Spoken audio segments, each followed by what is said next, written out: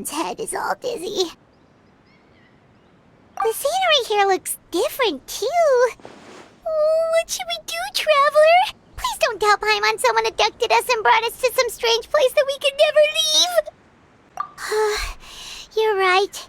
Better to think of this as the beginning of a new adventure. Thank goodness you're still here. If Paimon woke up alone, she probably would be trembling in a tree hollow.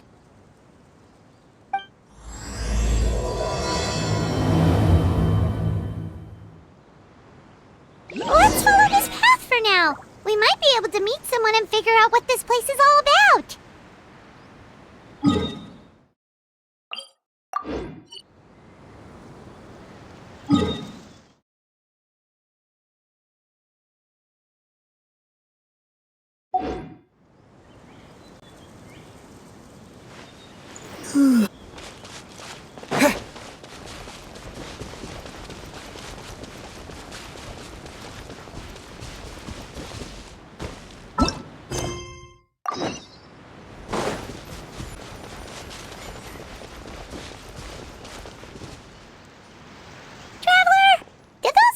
The road looked weird to you.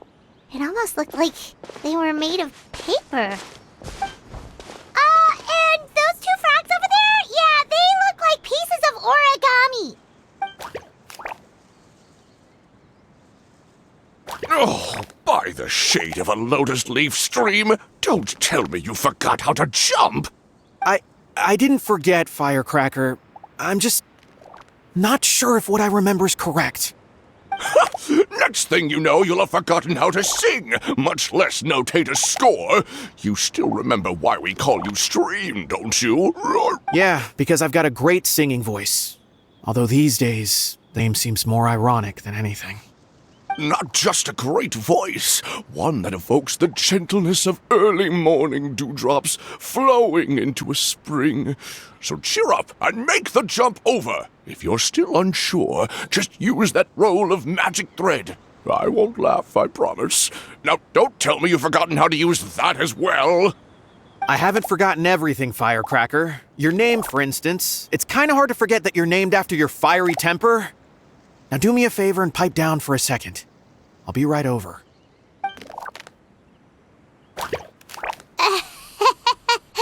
You saw that too, right? Paimon's not seeing things, is she? This place is getting more confusing by the second. Anyway, why don't we go after those two frogs? They didn't look evil or anything. Plus, they might be able to help us out.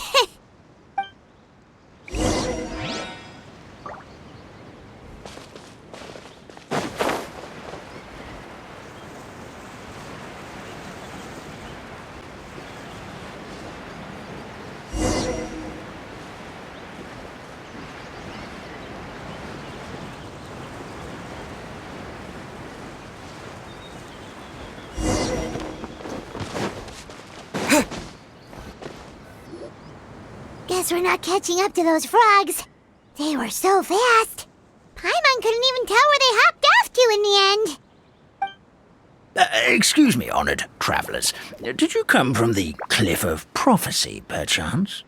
The chubby paper hamster just talked. Chubby? Who are you calling chubby? I've just got a slightly thicker layer of paper on me, that's all. Allow me to introduce myself. My name is Armand, and I'm an elder of the Forest of Blessings. I've been waiting here for the hero of prophecy to arrive. Traveler, could you pinch Paimon just to make sure she's not still dreaming? Pinching, you say? Well, I can help with that, although you'll have to get a little closer. My arms are rather short. That's all right. We just need a minute to collect ourselves. Okay, let's think things through. We know for sure this isn't the world we're familiar with. The talking paper animals and all the paper trees and plants make that pretty clear. The hero from another world, supported by their companions, shall restore peace to the world. That is what the prophecy says. Dearie me, I completely forgot to introduce you to this world, didn't I? And here I am getting all excited by the arrival of the hero. You'll have to excuse me, this old brain isn't what it once was, all shell and no nut. Oh well, perhaps my once glossy paper has faded past the point of no return. It's okay, really. You can just tell us all about this world now. Let me think. Where should I even begin? Pretty much forgotten everything that happened in the past. Right. I believe the story circulating along the pulp of this forest goes as follows. A long time ago, 3 goddesses created this world and named it Simulanka. The goddess of creation, who presides over matter and magic, created the mountains and rivers and gave us life. Her powers also paved the way for Simulanka to exist in numerous worlds. After the goddess of creation came the goddess of prophecy, with dominion over the stars and the course of fate itself. She induced the sky to spin and the earth to move. Even to this day, her statue still stands tall at the highest point of Constellation Metropole. The final goddess was the goddess of fate, she who reigns over all treasured tales and dearest wishes. She bestowed upon us the fierce and everlasting feelings of love and hate, and showed us the meaning of death and hope. Whoa, they all seem super impressive. Sounds like they really did a lot. Of course. All new residents of Simulanka come to the forest to thank the goddess of creation for founding this world, and travel to Constellation Metropole to witness the divinations of the goddess of prophecy's numerous oracles. After that, they make their way to the end of the world and tell the goddess of fate about their most cherished dreams. Well, at least that's how it used to be. How it used to be? Did something bad happen? Oh, yeah. That has to do with the hero you're waiting for, right? Yes, this old brain of mine may have forgotten many things, but I will never forget the day the evil dragon descended upon our forest. It came down from the skies in an ominous black mist and ravaged our homeland. Its gigantic footprints can still be seen in the kingdom of breezes and bells.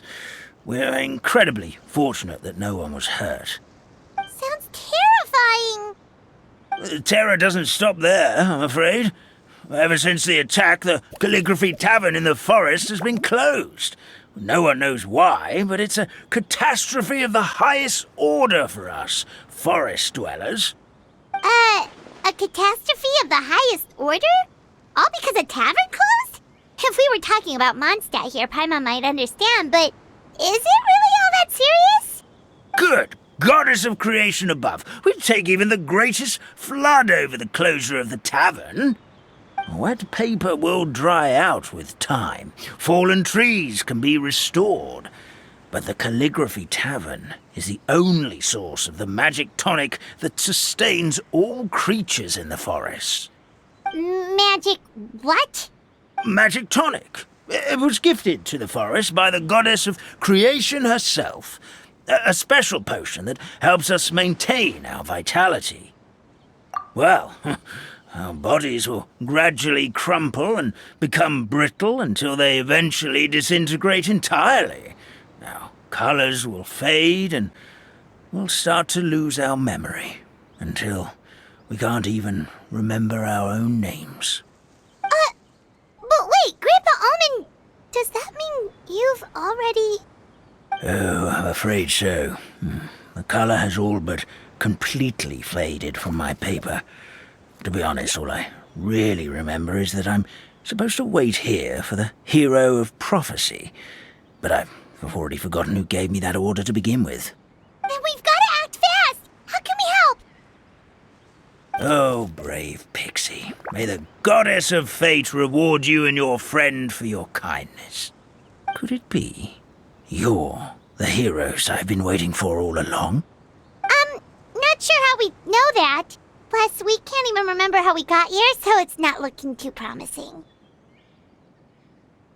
Well, this is turning out to be quite the conundrum for old Almond Brain here.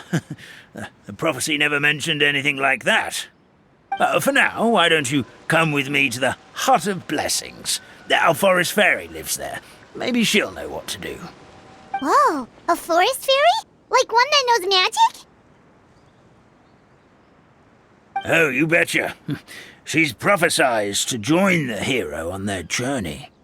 Well then, she sounds like exactly the kind of person we need. Please lead the way, Grandpa Almond.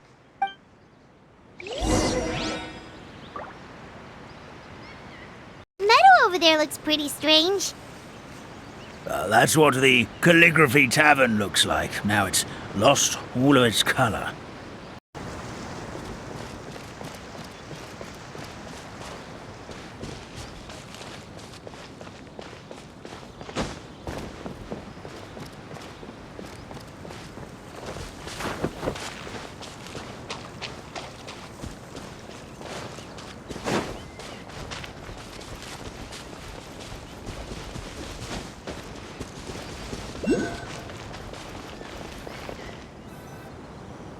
This is the place. If you could just wait a moment, the fairy should be... Traveler! Paimon! Paimon knows that voice! It's really you! I'm so happy to see you!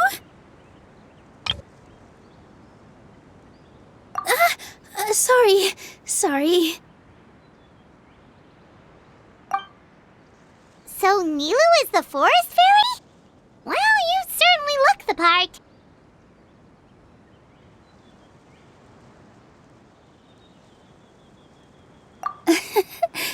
Thank you. To be honest, I'm still getting used to it. It's the weirdest thing. I remember I was reading a book at the Grand Bazaar, and then I guess I must have fallen asleep at some point because, well, then I woke up just like this. And in my dream, someone spoke to me. They said, "You are the fairy of the Forest of Blessings. Now go, save the forest with your magic." At first, I thought this whole world was just part of the dream, but no matter how hard I tried, I couldn't seem to wake up. I couldn't find anyone I knew from the real world either. Sounds similar to what happened with us. We also have no idea how we got here. Anyway, sorry for my reaction back there. I got a bit too excited when I saw you two. It's okay, we totally understand. We were looking for a way out too. At least we know we're not alone. Oh, blessed be the goddess of fate above. You're already friends with the fairy of the forest. Grandpa Almond, thank you so much for bringing my friends here. Could you let the others know I'm coming? I'll head over right away. Of course, leave it to me. Hey-ho, pistachio. Today truly is a blessed day. Wow, Nilu. Looks like you made short work of getting to know the locals. Well, when I arrived here yesterday, Grandpa Almond told me all about the state of this world. Since they think of me as their forest fairy, I just felt like I had to try to help them. Oh, so you mean like using some kind of forest magic to repair the tavern? Unfortunately, I don't know how to use the magic of this world. I've tried using my vision, but it doesn't seem to work here. If the books stored in this hut are anything to go by, this seems to be the place where the goddess of creation first made the townspeople of this forest. She folded the pages of books into small origami animals, gave them life with her magic, and with time, that's how the Forest of Blessings took shape. Maybe one of the books here could teach us how to use magic. I read them all, but only found one reference to magic. The incantation, abracadabra, means to create what I say. This is a world made up of words, where fantastical powers can be wielded by all. Okay, so basically everyone in this world can use magic? That's nice, but still kind of vague. Yeah, from the other books I read, it seems like this goddess really likes to play fast and loose with the details. So, what should we do now? Didn't you say you were going somewhere, Nilu? Oh, yes. I was going to help some of the other residents of the forest.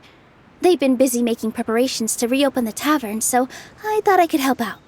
Got it! Guess we should just focus on what we can do for now. This whole thing is making me pretty nervous, actually. It's like I've been pushed on stage without being taught the choreography. Since I'm already wearing the costume, though, I might as well try to play the part. It's what a professional dancer would do. And who knows? Maybe I'll find my own magic along the way. All I can do is try, right? At least you're optimistic. Thank you. Then let's go.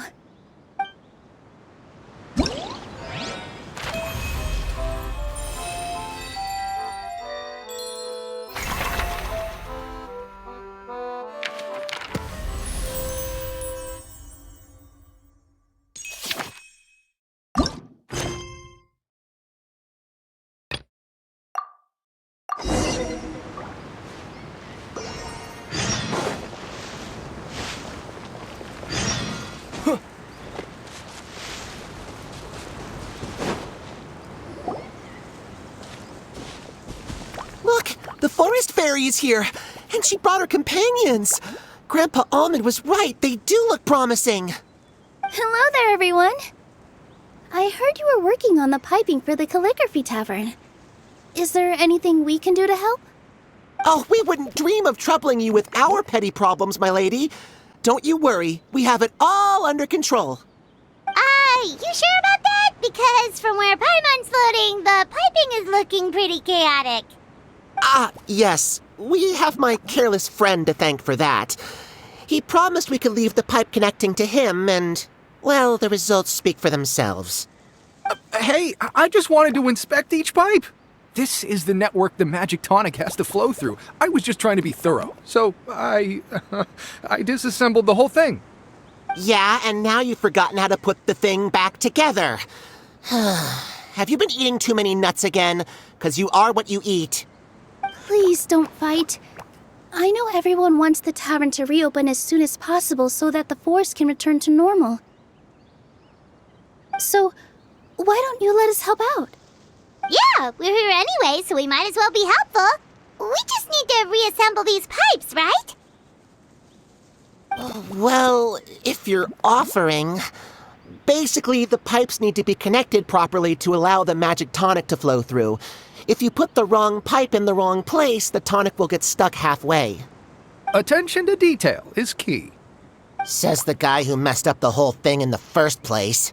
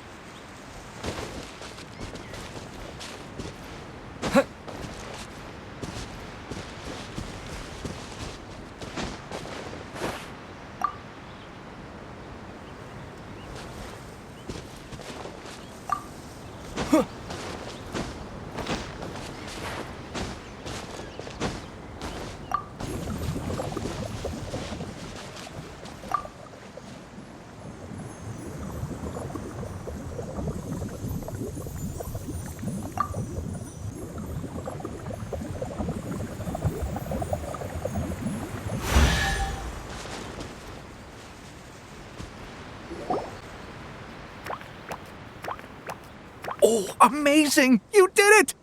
Now the tonic will flow into everyone's cups without getting stuck, right? Oh, gotta say though, Paimon is starting to get pretty curious about this magic tonic. Could she have a teeny tiny sip? Just a little taste, please? It's not greed, it's curiosity. Well, if it's really just one sip, I guess that would be fine. Just be careful. This is one of the last cups left in the entire forest. We're supposed to save it for our research. Just a sip, promise. Okay, here goes. We won't... What? What was that? Oh, it's sticking to Paimon's tongue. Wait, is this just regular ink? Wait, does that mean what the legend says is true? The goddess of fate used ink to compose her stories on paper, and the goddess of creation used her power to bring those tales to life. No wonder the tavern is so important to the forest.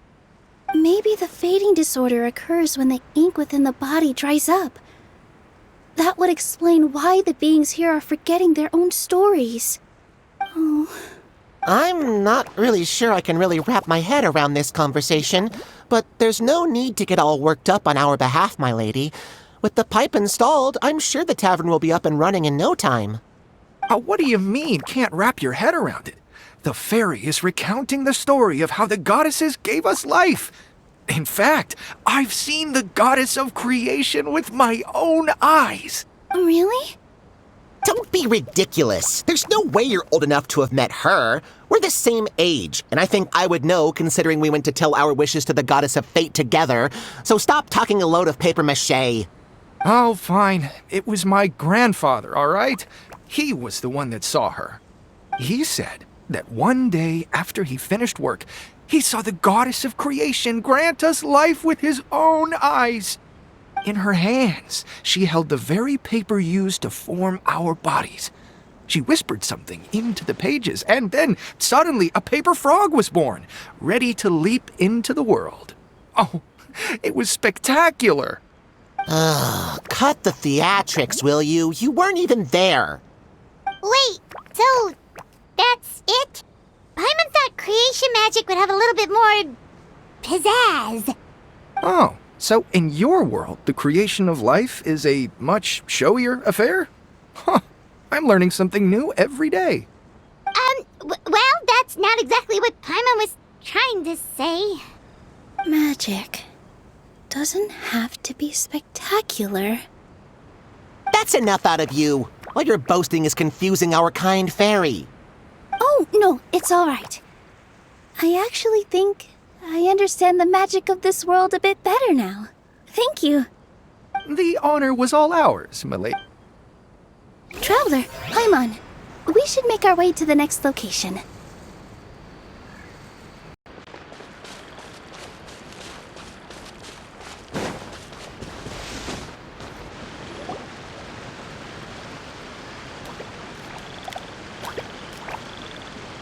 Oh, Stream! Your rhythm is off again! At this rate, it doesn't even matter if the tavern reopens. The band's not even going to get any gigs! I'm sorry. Hello there. I hope we aren't interrupting your rehearsal. Wait, these are the two frogs we saw on the road a little while ago. Ah, the forest fairy is here! For the love of lotus leaves and dewdrop, Stream, you've really got to put in some effort now. But Oh, don't pressure yourselves on my account. Are you rehearsing for a show? Sure are. You see, our group regularly performs for guests at the tavern. We've been out of work for quite some time, with the closure and all, but after hearing of the fairy's arrival yesterday, we figured we needed to get in performance shape right away. I understand how you feel. Back at the Grand Bazaar, Zubair Theater's always busy with rehearsals too. The Grand Bazaar? Do people there sing on lotus leaves as well? Yeah, they do. And it's a really big one. you're the conductor of your group, aren't you? You remind me of Mr. Zubair. Ah, then he must be an ambitious director. One who would do anything to avoid disappointing a single member of the audience. It's just... Is there anything we can do to help you, Mr. Stream?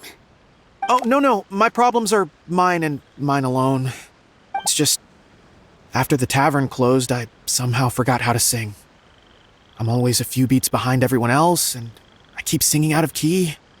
You were our trump card, our best singer by a mile. I know, but...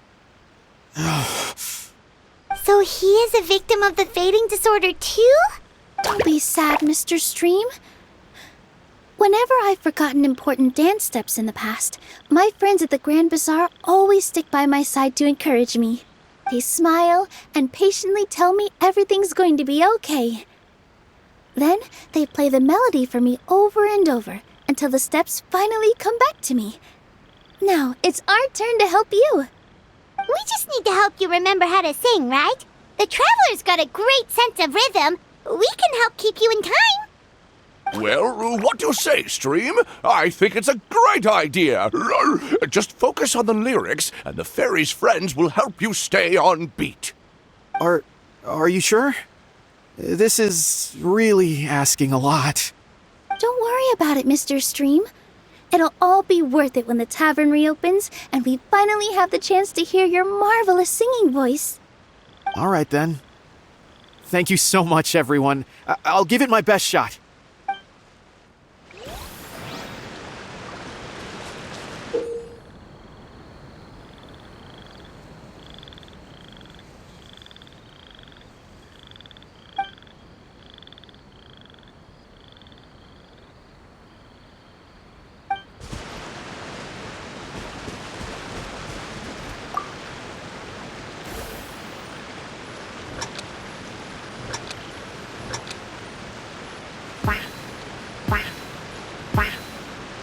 Excellent! Perfectly in time.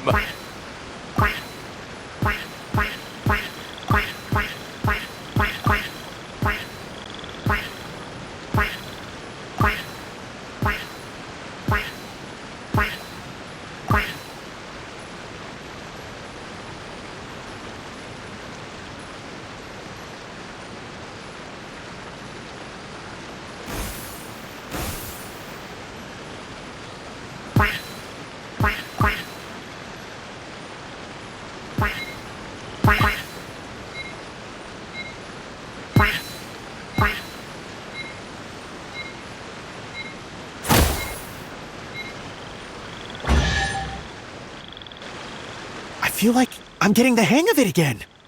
Goddesses above, this better stick when it comes to the performance. Just do it exactly like how we rehearsed. Thank you, everyone. Thanks to you, my voice is once again as clear as a flowing stream. Glad to hear that you're feeling better, Mr. Stream. It's also about time for us to go to our next destination. Mm-hmm. We'll be looking forward to your performance at the tavern. We've got one final stop. Let's go.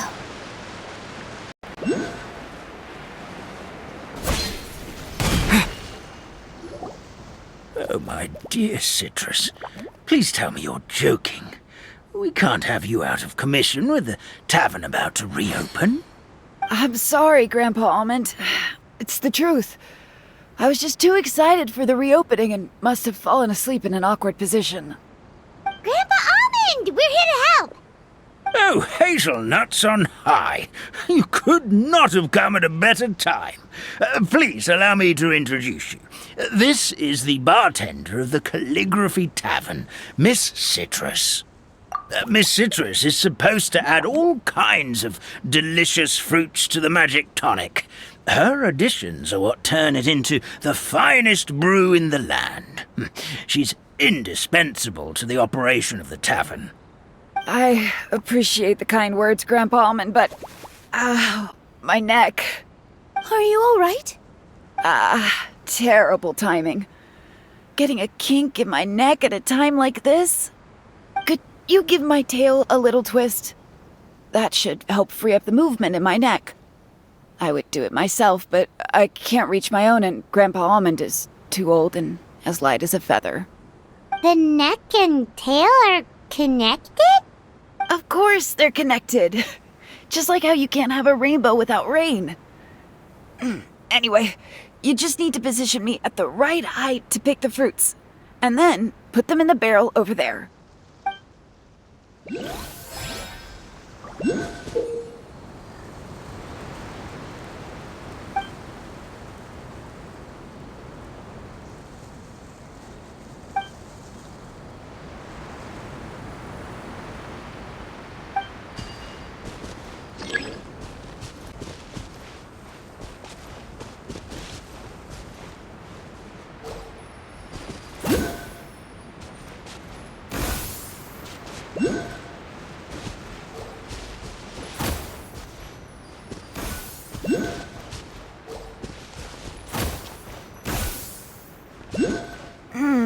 This doesn't seem quite right.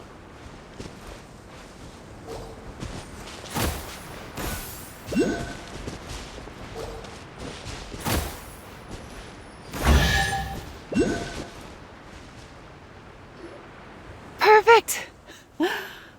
My neck feels much better. So there really is some kind of connection between your neck and tail. Thank you so much, everyone.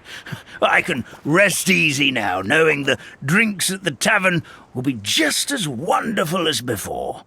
That's another problem solved!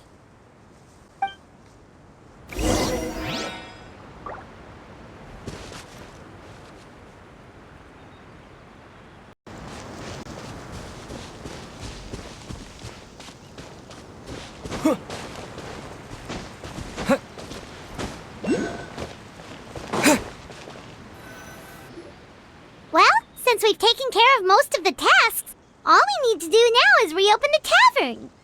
But we still don't know how to use the magic of this world.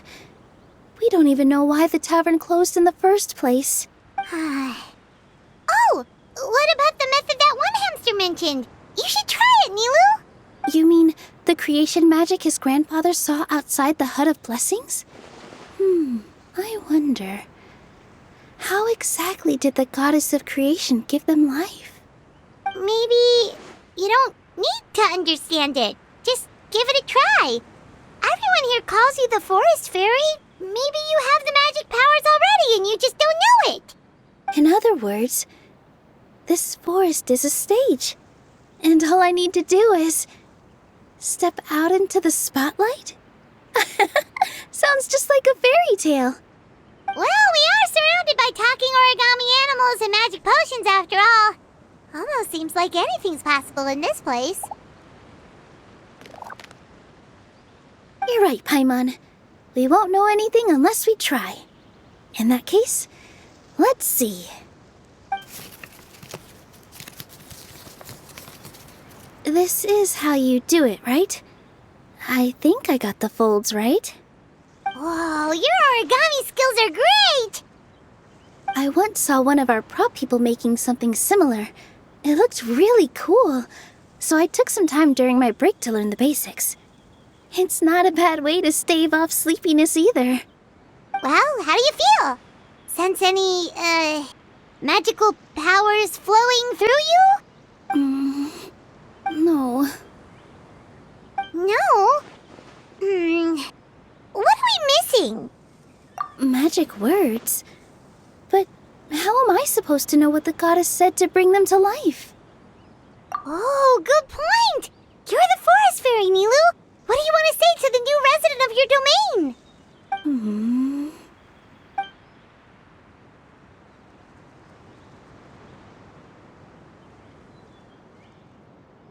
I bestow upon you the blessings of the forest and offer you a home in this land.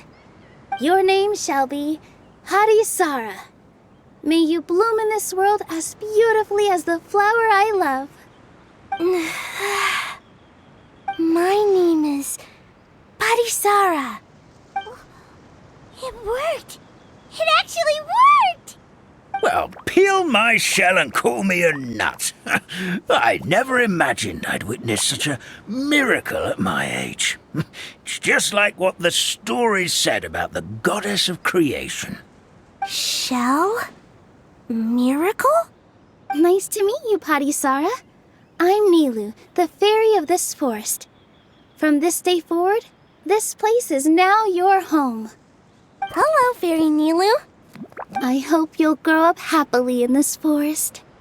Grow up. Oh, you can leave the little one with old Almond for now. Oh, this sure brings back memories. It's been such a long time since we last held a welcome ceremony. Here, Padisara. Come to Grandpa Almond. Well, now that Nilu has mastered the goddess's magic, we should be able to reopen the tavern, right? Grandpa Almond, could you send a few people to check the underground space beneath the tavern? Oh, of course. May I ask why?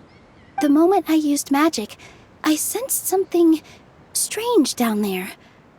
I have a feeling it's connected to why the tavern had to close down.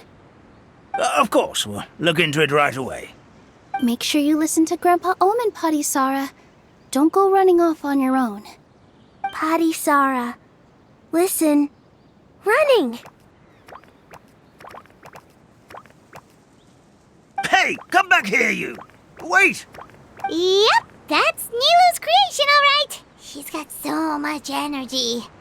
Anyway, how did you manage it, Nilu? Well, all I did was say my wishes for her out loud. Maybe the magic is in the words themselves, just like the book said. This place is seeming more like a fairy tale by the second. I mean, or somewhere called the Forest of Blessings, so it kind of makes sense. Well, anyway, Paimon thinks this magic suits you perfectly, Nilu. When I brought Padisara to life just now, I was able to sense the magic flowing through the forest, and the flowers and trees, and inside the creatures that live here. But for some reason, there's a hollowed-out space beneath the tavern where I couldn't sense anything at all. We're back, my lady. That was fast. You were right. There was something under the tavern that I've never seen before.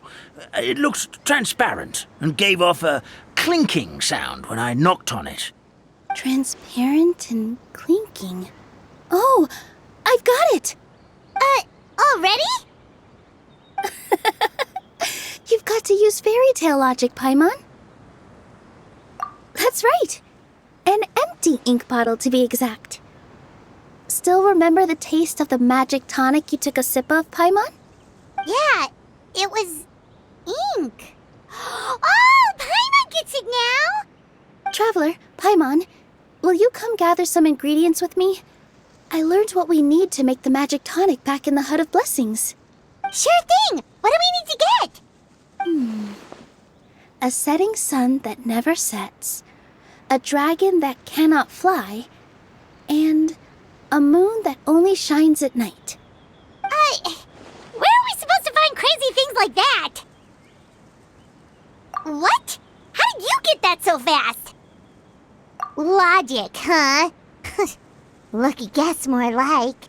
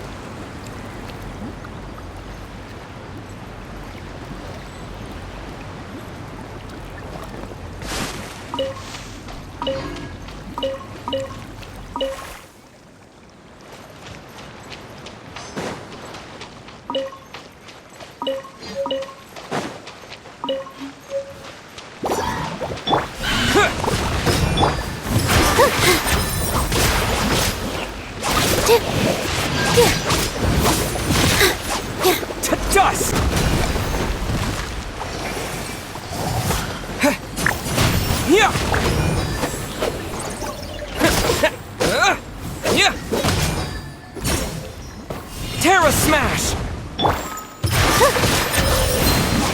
Yeah! Yeah! Ha! Yeah! Yeah! Ha!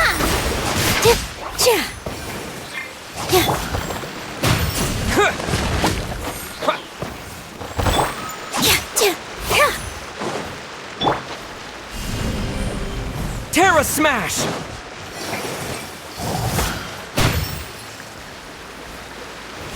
Yeah!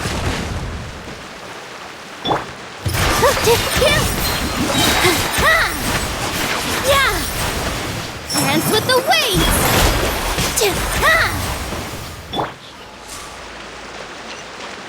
That should be everything, right?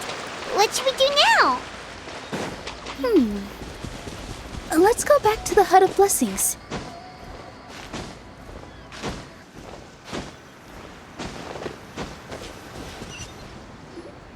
Give me just a second. I'm gonna go fetch an ink bottle from the other room. Paimon doesn't get it.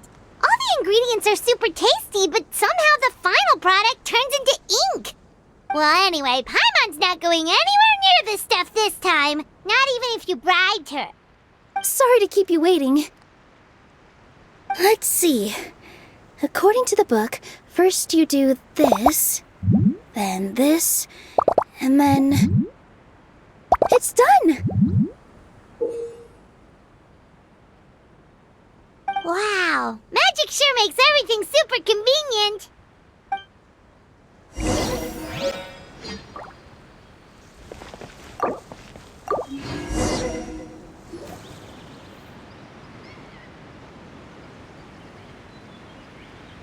Yes, this is it. This is exactly the magic tonic we need.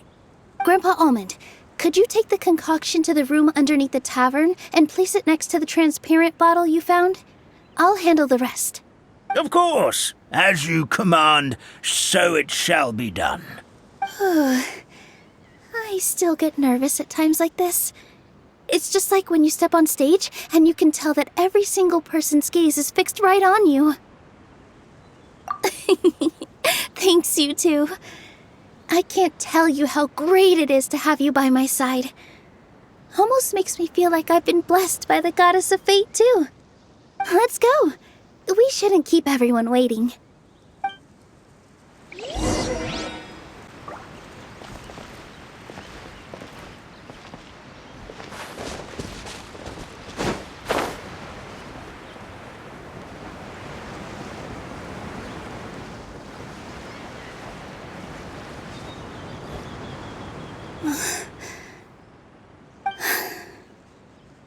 Forest, please heed my words and accept my blessings. May your spring of wondrous magic never run dry. And may all who call you their home lead happy, fulfilling lives.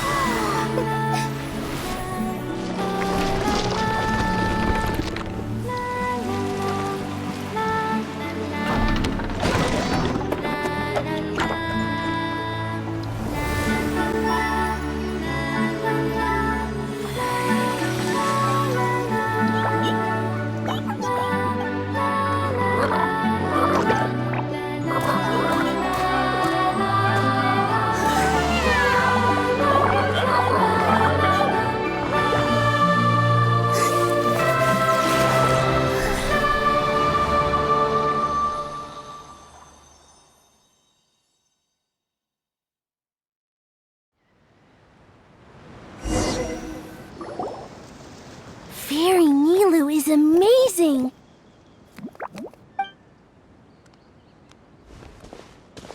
Wow, it's so pretty. What a beautiful tavern! It matches the scenery of the forest perfectly. I was so surprised when it suddenly opened up like that. Just like a pop-up book. I remember now. I remember everything. It was me. I was the one who went to the top of Constellation Metropole and witnessed the goddess's prophecy. The hero who shall save this world will descend upon the cliff of prophecy. The hero, supported by their companions, shall restore peace to this world. So the prophecy really did have all the answers. You just forgot the first half. That's why I was waiting near the cliff of prophecy. Wonderful. Simply wonderful. There's still some hope left for old Armand after all. Is the Cliff of Prophecy that place with the huge mural? 'Cause that is where we woke up, but we don't remember anything about how we got there. Also, we didn't get a change of clothes like Nilu. Are we definitely the heroes? If not you, then who else? You've already helped the fairy revitalize our forest. To us, that makes you heroes, prophesized or not. All right. Either way, we're going to keep adventuring, even if it's just to figure out how we can get back to our world. Yep, we've beaten up plenty of dragons already, so what's one more? As expected, the words of the goddess of prophecy always come true. I'll come with you. It can't hurt to have a magical fairy tag along, right? Heroes and fairies, dragons and new adventures. This is sounding more and more like a fairy tale by the second. I would say your next stop should be Constellation Metropole. It's Simulanka's most prosperous city, just across the sea. Once you've arrived at the Astral Garden at the highest point in the city, maybe you can try seeking divine counsel from the goddess of prophecy herself. Are you leaving, Fairy Nilu? I'm afraid so. There are still other people who need my help. I won't go far, though, and I'll come back to visit the minute I have time to spare. So be a good girl, Padisara, and help out Grandpa Almond whenever you can, all right? Mm-hmm. Got it. Padisara will wait here for you. That's a good girl, Padisara. I almost forgot. If Constellation Metropole is where you're heading, you'll need to take the Maritime Express. I'll head to the station first thing tomorrow morning and wake up that lazy station master for you. Why don't you take a break for the rest of the day? You should savor the beautiful scenery of the forest before you go. Sounds great! Paimon definitely feels tired after being on the go for so long. There's a spot in the tavern with Paimon's name on it. Oh, sounds like someone's ready to order. Oh, well, if you're offering. Paimon will take a glass of Buell fruit tonic. But hold the tonic.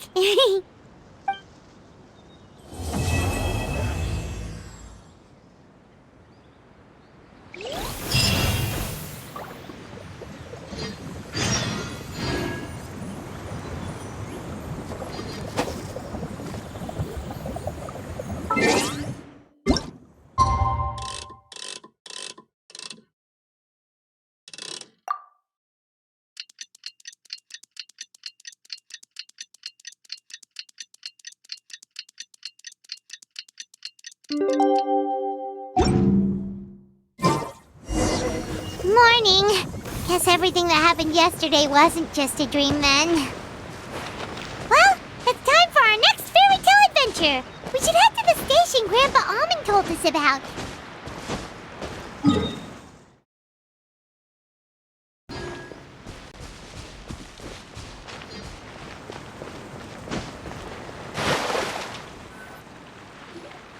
Get up, said Jewel.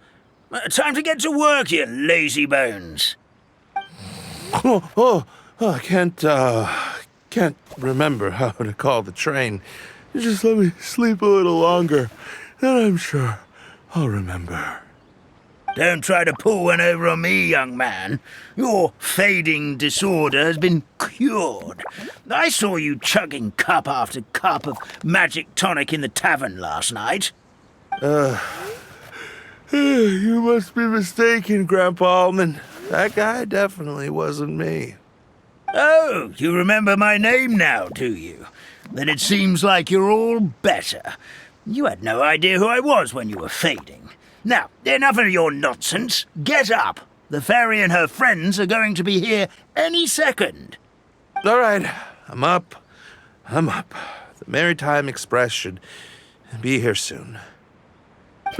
That's more like it. Lie there any longer and you'll start gathering dust. Is everything okay? The hero, his pixie companion, and the forest fairy. Oh, I didn't know you were already here. Merciful macadamias. I'm sorry you had to see that. Oh, it's all right. Paimon knows the feeling. Who doesn't want to sleep in first thing in the morning? Does the Maritime Express run out of Constellation Metropole?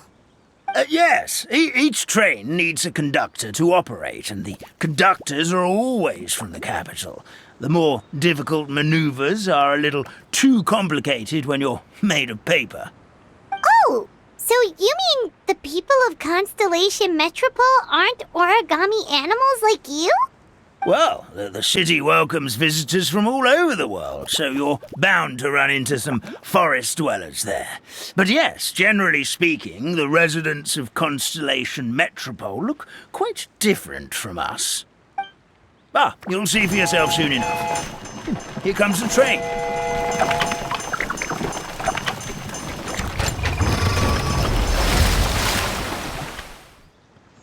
Pleasure to meet you, everyone. My name is Will, and I'll be the conductor for your journey today. I'm assuming you're the ones who called the train. Whoa, it's a little toy man! Yes, we called the train. The hero and the forest fairy need a ride to Constellation Metropole. The hero and the forest fairy, the ones from the prophecy. Oh, why didn't you say so earlier? We could have prepared a far more luxurious train. I'll just go back and get a better one. That's okay, Mr. Wheel. We're trying to get to the city as fast as possible. We just need you to get us across the sea. In your capable hands, I'm sure we'll get there in no time. Of course, my lady. It would be an honor. Well then, all aboard, sit anywhere you like. We'll get a stunning view of Simulanka no matter where you're seated.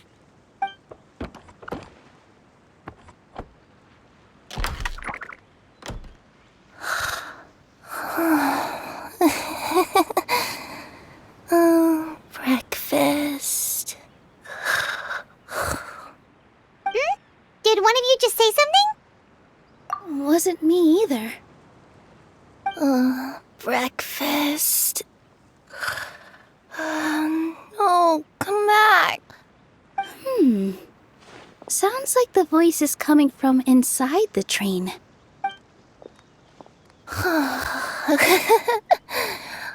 Fish. Chicken drumsticks. Oh, gotcha.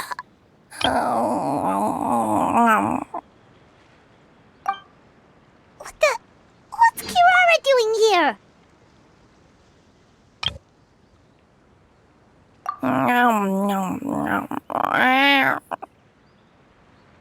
Is she a friend of yours? Oh, let Paimon introduce you. This is Kirara. She's... Oh, wait, actually, maybe we should wake her up first. So noisy. Is it morning already? Oh, morning. Huh? Traveler! Paimon! It's you? Which means... Oh, thank goodness. It was all a dream after all. Oh, gotta hand it to my imagination. It all felt super real. There were these toy people, but they were alive and they could talk. Ahem. Madam, sleeping overnight in the train car is prohibited.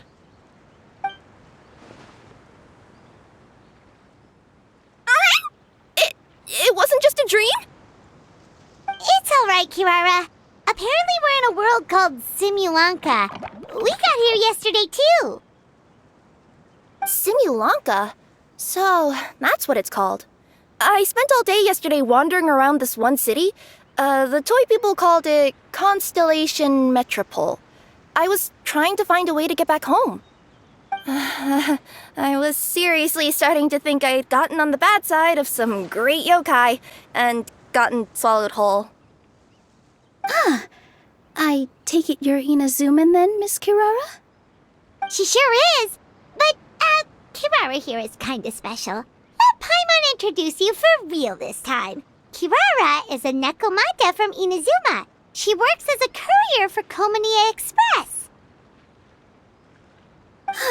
Nice to meet you. I'm Nilu, a member of Zubair Theater. You can usually find us performing in Sumeru City's Grand Bazaar. Right now, though, I suppose I should introduce myself as the Fairy of the Forest of Blessings. Oh, you're Nilu! I've heard a lot about you from my deliveries in Sumeru. I even saw one of your performances back in the day. You're an amazing dancer. But, did you say you were a forest fairy? Oh, yeah, that's her new identity here in Simulanka. Oh, speaking of new identities, looks like you got a new outfit yourself, Kirara! Yeah, I know! It confused the heck out of me yesterday. I just woke up in a set of brand new clothes I'd never seen before. That must mean you have a big part to play here, too!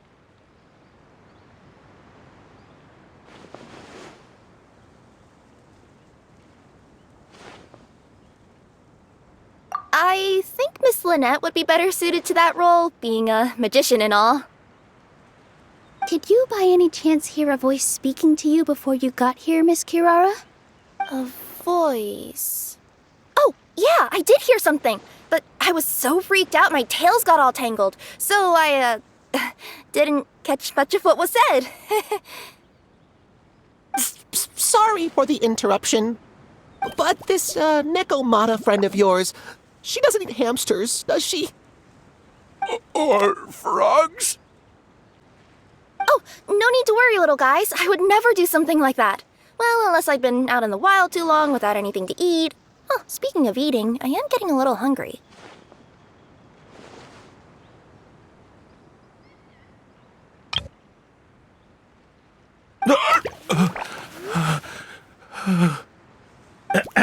Where are your manners, everyone? This young lady is a trusted friend of our esteemed hero. Now, I know a fear of felines is etched into us with ink, but I'm certain Miss Nekomata in boots here means us no harm. It sure looks like you're keeping your distance, though, Grandpa Almond. You will have nothing to fear, I promise. I met some origami animals in Constellation Metropole yesterday, and I even made sure to retract my claws so I didn't hurt them by accident. Plus, you all look just about as tasty as the cardboard boxes I deliver. Not that I'd try to eat you even if you did look tasty. Promise. Please excuse us, Mom. It's just an unconscious reaction. Dear passengers, it's almost time for us to depart. Oh, yeah, that. Whoops. This turned into a pretty long conversation, didn't it? All right, let's get on the train. You coming with us, Kirara? Mm-hmm. I'll ride with you to the next stop. There's a place near the Metropole that caught my eye yesterday, so I want to go explore it today. Then all that remains for me to say is, on behalf of the Forest of Blessings, thank you once again for all you've done for us. May the goddess of fate be with you and bless your journey, Madam Fairy, Miss Nekomata in boots, and our brave heroes. Please do visit us in the Forest of Blessings again, once peace has returned to this land. We will. We'll definitely meet again. Take care, Grandpa Almond.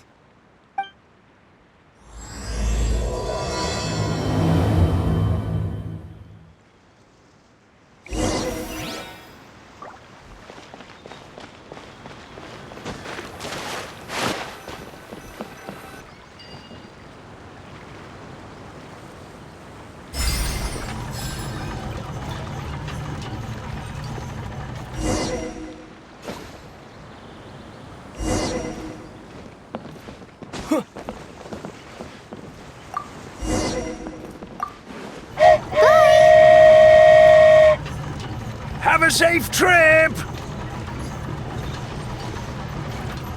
Wow, a train ride over the sea? What an incredible view! Please keep your head and arms inside the train at all times.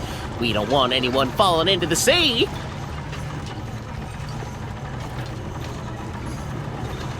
There's a train coming the other way too! Hey! And now that the fading disorder is cured, I'm sure the forest will be a lively place again in no time. I gotta go explore that forest at some point. It looked so pretty from the train. I just hope they, won't be too scared of me. We'll be arriving at our destination shortly. Please prepare to disembark.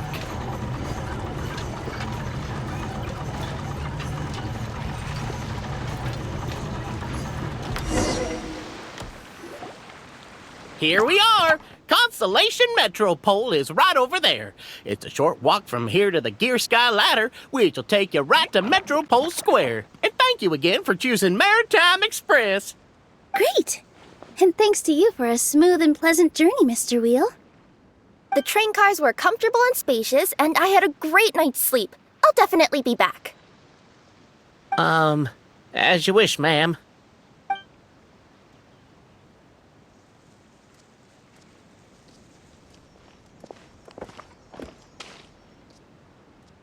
Where should we go next?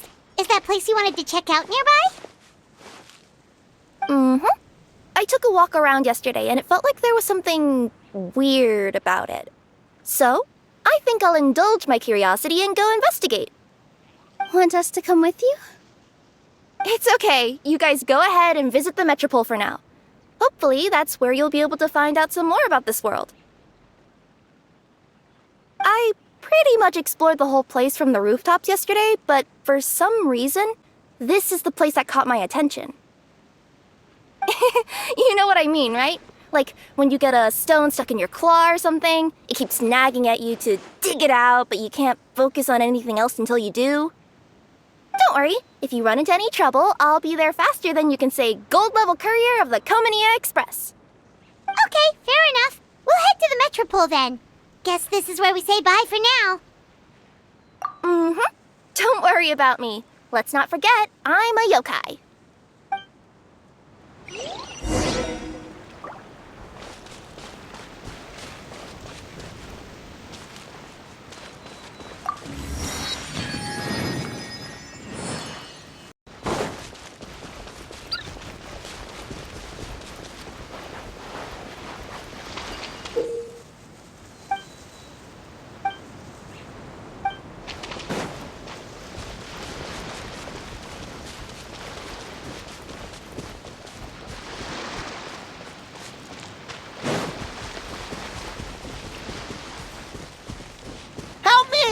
Somebody, please! Help me! Help! Oh, goddess of prophecy above, would you kind souls please help us? What happened here? Why are you all suspended in midair? I mean, being stuck in midair still beats falling to the ground and being smashed into a pile of blocks, but... I told him to be careful, but... No. Never mind. Now's not the time for that. My good friends, could I trouble you to turn the clockwork key over there? I'll explain everything in a bit.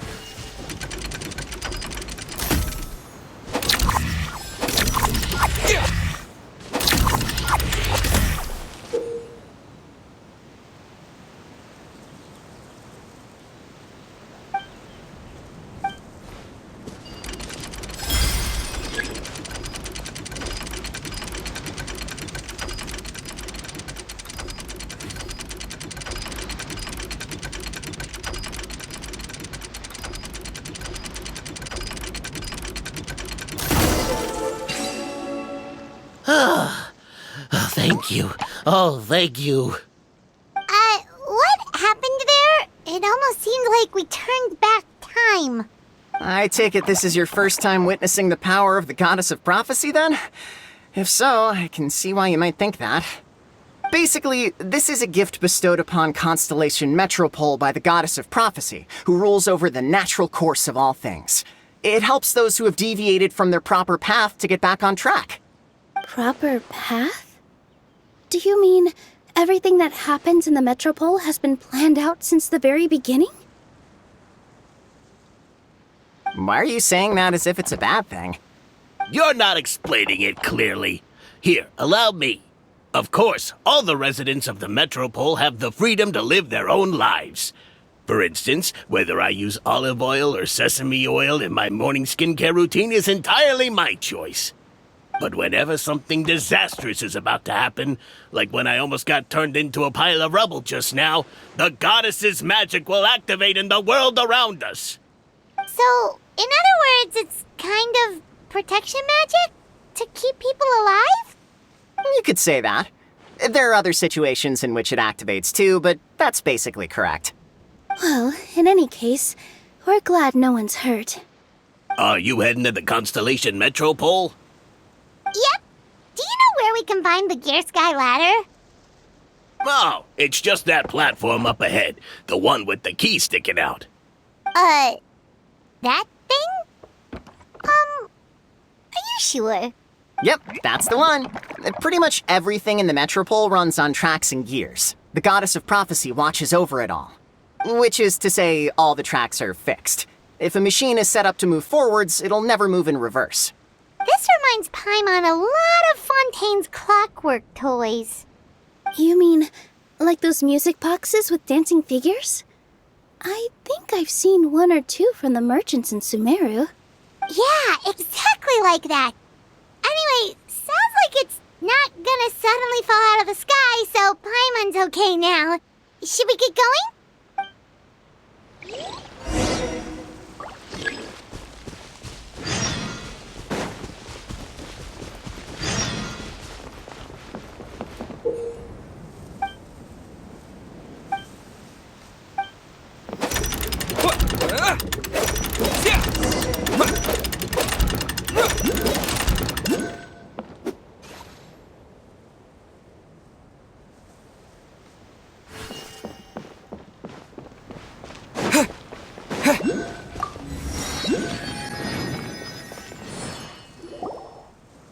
Whoa, what a bustling city! This place is fit for a king! Our next step is to get to the top of the Metropole and ask the Goddess of Prophecy for guidance.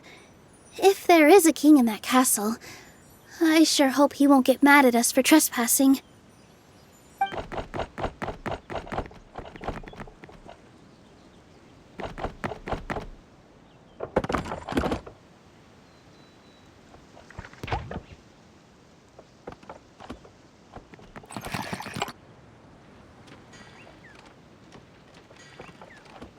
Make way for the king! Oh, darn, we jinxed it. Oh, no. Did he overhear us talking about us sneaking into his castle? Paimon hopes he's not mad. Silence! The one who shall soon stand before you is the ruler of Constellation Metropole, the one who descended after a meteor shower, and the protector of order and all the stars in the sky.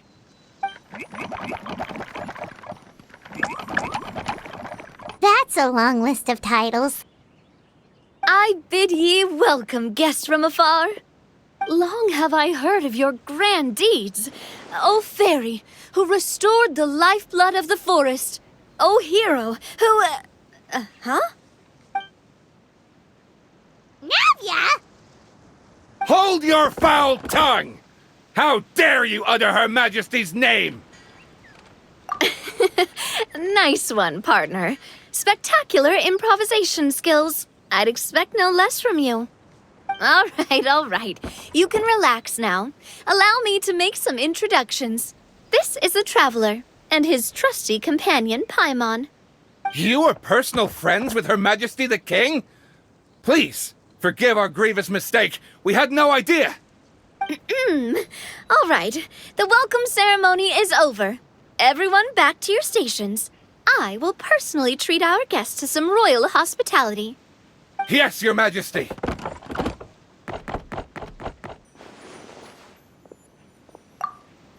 Oh, come on, I've already sent them off.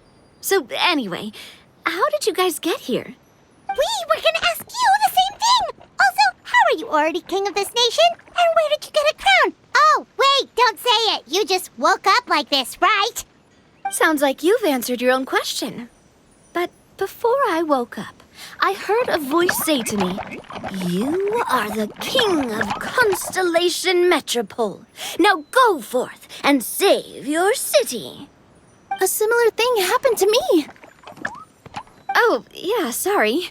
You must be the fairy of the Forest of Blessings, right? Mm-hmm. This is Nilu, a friend that we made during our time in Sumeru. Nice to meet you, Miss Nilu. I'm Navia, the president of Spina di Rosula. If you ever get the chance to go to Fontaine, make sure you come and visit me. I'm based in Poisson. Seems like you're taking this all in stride. Aren't you nervous about getting stuck here and never being able to get back home? Why would I be worried about that? We've faced much bigger problems than this before, and we always pull through. Besides, life's always full of surprises. You gotta learn to just enjoy it. That sounds like a great outlook on life. You have a very optimistic spirit. Thanks, I'll take that. Honestly, though, it also puts me at ease to find out that you guys are the fairy and heroes that I've been hearing about in this prophecy. We're kind of veterans at dealing with prophecies by now, aren't we? About that, has anything bad happened in the Metropole? We heard about an evil dragon. Did it make a mess here too? It sure did. Apparently, for whatever reason, he went for the stars above the city recently. Literally just flew up and started snatching them out of the sky. Luckily, the guards responded quickly and stopped the dragon from taking them back to his lair.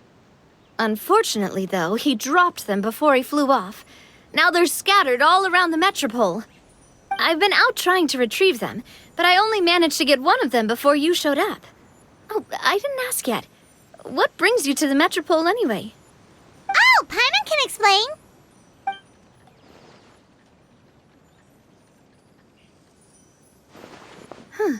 I see.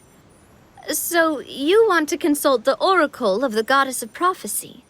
Do you know how we can do that, Miss Navia? Well, the goddess's statue is indeed at the top of the castle. I can take you up there.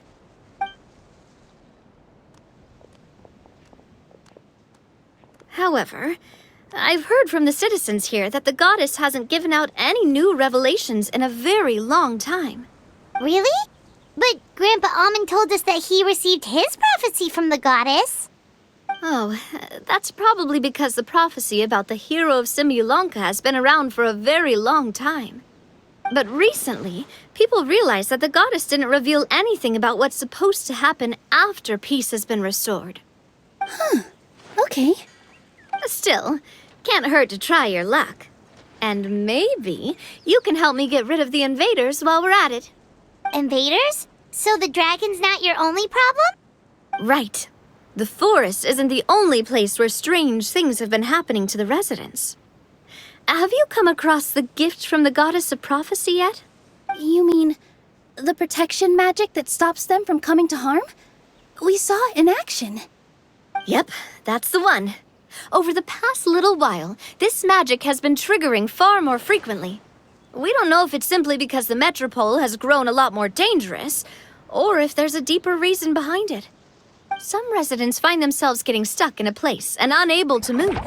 Others start repeating the same thing over and over again, like they're trapped in some kind of loop. If we were to use clockwork toys as an analogy, could it be that the tracks have eroded, or the gears have slid out of place? That's exactly right, Nilu. That's basically what's happening. Anyway, some of the monsters outside the city saw this as an opportunity to launch an invasion. But we didn't see a single monster on our way here. That's because I already took care of most of them over the past couple of days. Of the remaining few, we trap some of them inside the castle and chase the rest back out of the city. Okay, so to summarize, not only has the magic here gotten all messed up, but the dragons also knocked some of the stars out of the sky, plus there's a bunch of monsters in the city. Sounds like there's a lot more to fix here than in the Forest of Blessings. Well, defeating the dragon and the monsters should be straightforward enough. But how do we fix the magic? Supposedly, the goddess has had it all planned out for ages. One of her oldest prophecies says this: "Go and push the gear that connects up to the starry sky. When that time comes, I shall dance and return the tracks beneath my people's feet back to the stars in the sky." Huh? But weren't the tracks the gift that she gave to her people in the first place? Does that mean she plans to take the gift back? That's what the prophecy seems to be saying, yes. So, as a result, some people are against turning the gear, despite what the prophecy says, since they fear a future where they no longer enjoy the goddess's protection. But letting this drag on isn't the answer either, is it? No, and I think they know that. But they're just too afraid to take that final, terrifying step. They're still hoping there might be an alternative solution. Now, we could ignore their objections and go turn the gear ourselves, but...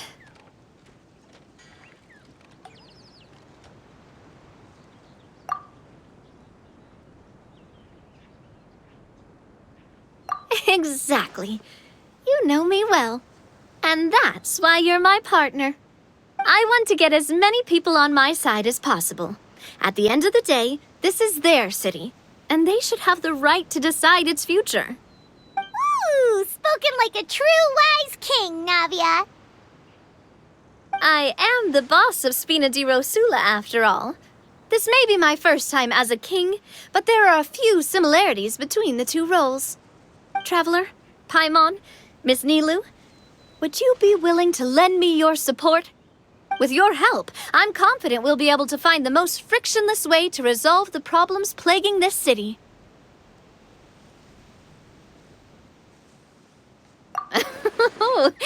Not gonna lie, Your Majesty is definitely growing on me.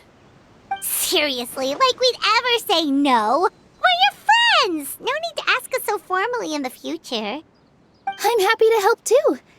This is a beautiful city, and just like the Forest of Blessings, I would love to see it return to normal as soon as possible.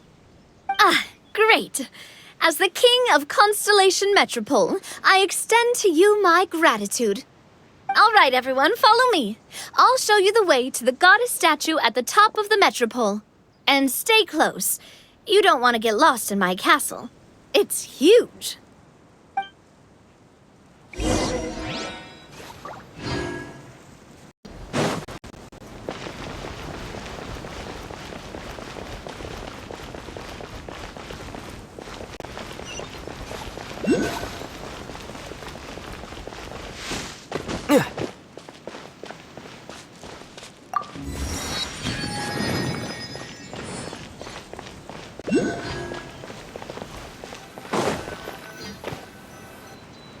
Huh?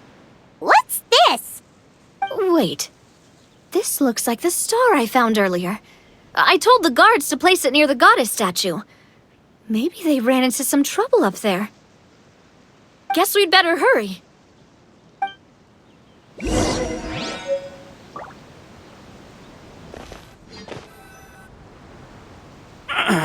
Drat! I can't move! What happened? Your Majesty! This conservative radical, he attacked us! He threw the star from the Astral Garden and even stole the magic thread linking the Oracle Pillars! But just as we were about to arrest him, the goddess's magic activated, and now we can't move! No! Nobody touched the celestial gear! What's an oracle pillar? You need to use it to pray to the goddess. I'll explain later. First, let's help these guys.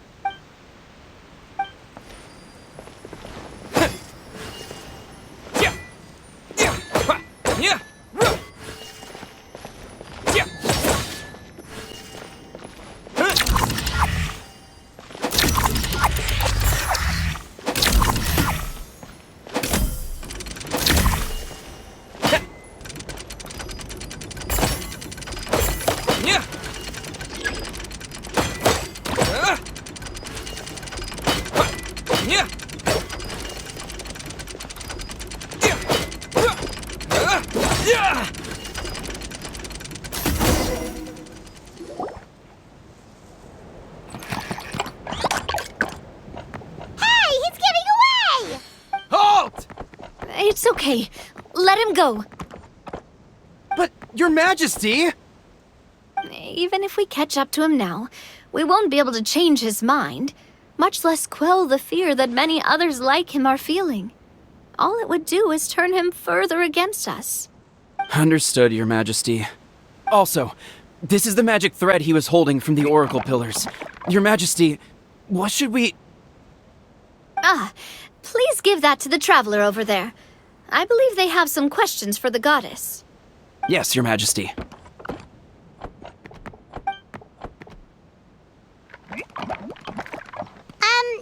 So, what do we do with this exactly? See those oracle pillars over there? Just use the magic thread to connect them together in a specific pattern, and the goddess of prophecy will answer your prayers. Oh, sounds easy enough. Let's give it a try.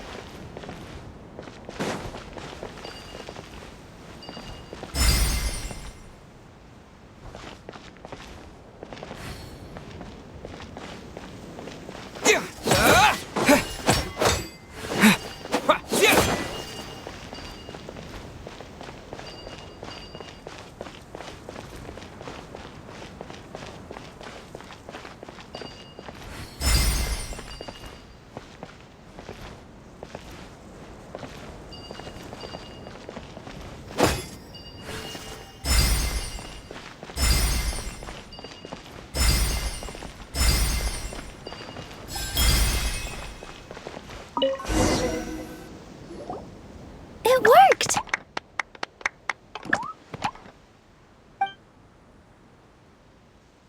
To which course of fate do you seek answers, my child of Simulanka?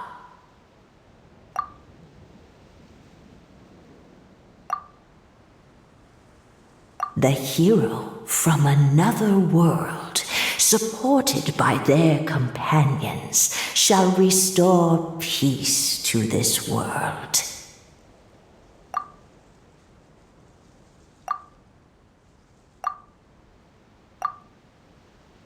Go and push the gear that connects up to the starry sky. When that time comes, I shall dance and return the tracks beneath my people's feet back to the stars in the sky. So, Miss Navia was right. The goddess of prophecy didn't tell us anything about the future. Fair enough. Guess we'll just have to play it by ear. Then first, we have to restore the sky back to its original state by putting the stars back in their positions. But it looks like we haven't recovered all the lost stars yet. Well, at least we know what we're looking for now. We just need to keep going. Oh, that's the easy part. I already compiled a list of the lost stars' locations based on eyewitness reports from across the city. Here you go. They should all be marked. Would you mind going around and fetching them for me? I have a few other things to take care of. You got it. We'll be back in no time. Oh, awesome. In that case, meet me back here once you've found them all.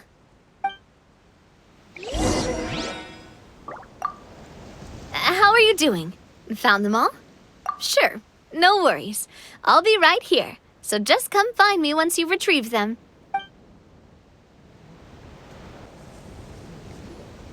How are you doing? Found them all? Wow, you guys are efficient. Now let's go hang them up in the sky. In the sky? How do we get up there? Oh, I got us covered. We will, of course, be taking the Aerial Express. Is that a flying train? Hey, you already took a train that runs on water. Is a flying train really that much weirder? Well, at least the Maritime Express still runs on a track. Come on, don't worry about it. This train has been blessed by the goddess of prophecy. Its whole purpose is to protect the metropole skies. It took me a lot of effort to find it, you know. I don't think anyone's used it in, like, 100 years? 100 years? Are you sure it's safe? Let's not forget that the goddess of prophecy's magic has been going haywire recently. Well, it's not like we have any other options. Unless you want to do the honors, Paimon. Fancy flying up there on your own? No, thank you. It's way too high up. Oh, wait, Nilu. You've got a feel for how magic works here. Can you do your thing and sense if this train is a real deal? I can try. Yes, I can sense traces of magic, but it's different from the kind I felt in the forest, so I don't know. Okay, fine. Guess there's only one way to find out. That's the spirit. I'll come with you. Miss Nilu, will you be joining us? I think I'll stay behind. That way, if something does go wrong, you'll have someone on the ground to get you some help. That makes sense. If the train does break down, you can make us a giant origami crane to come bail us out. Or if a crane's too difficult, a finch could work.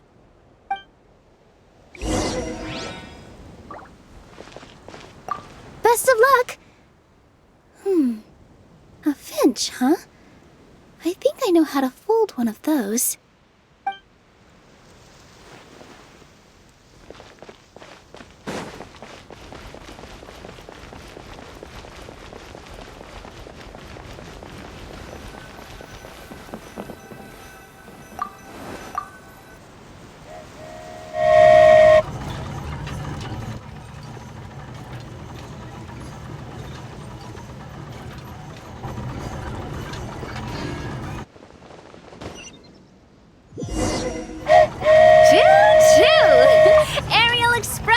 Moving out! Whoa, it really is flying! What an amazing feeling! I've never been on a flying train before. Neither have we!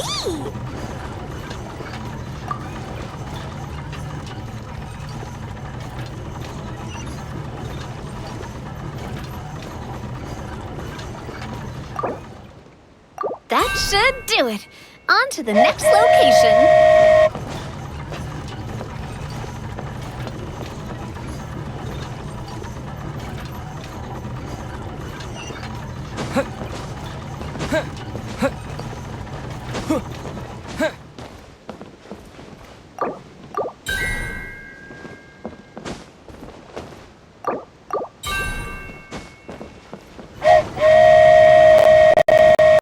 We're so high up. Don't look down. Don't look down. Oh, hang in there, Paimon. The hard part's nearly over. After that, it's downhill all the way. Don't say downhill all the way! That is the last thing Paimon wants to hear!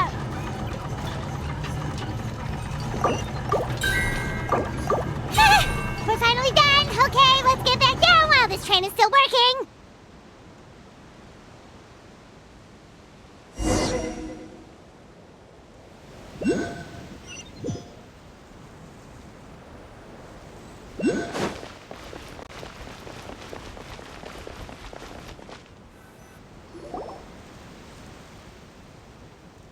Great job! It looked like it all went smoothly. Yeah, and it was an absolute blast, too. You gotta ride with us next time, Miss Nilu.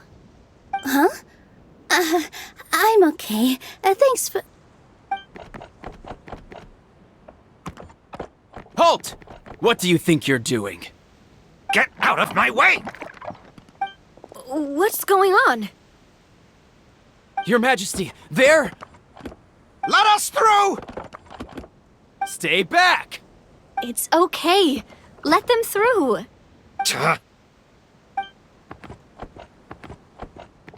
Your Majesty, could we please ask you not to turn the gear that connects up to the sky? And why is that? As you have seen, the goddess's gift is very important to us. It keeps us from harm and protects our very lives. Some of us, we just aren't ready to lose that protection. I see. I understand. Your Majesty, do you mean... I won't turn that gear. Not until you're ready. What? I've said before that the Metropole belongs to the people, and they should have the right to decide its future. But let me ask you this. How do you plan to solve the issues we are currently facing? Well, we'll start by rescuing the people that have gotten stuck. And then we'll find a way to figure out the true cause of this crisis.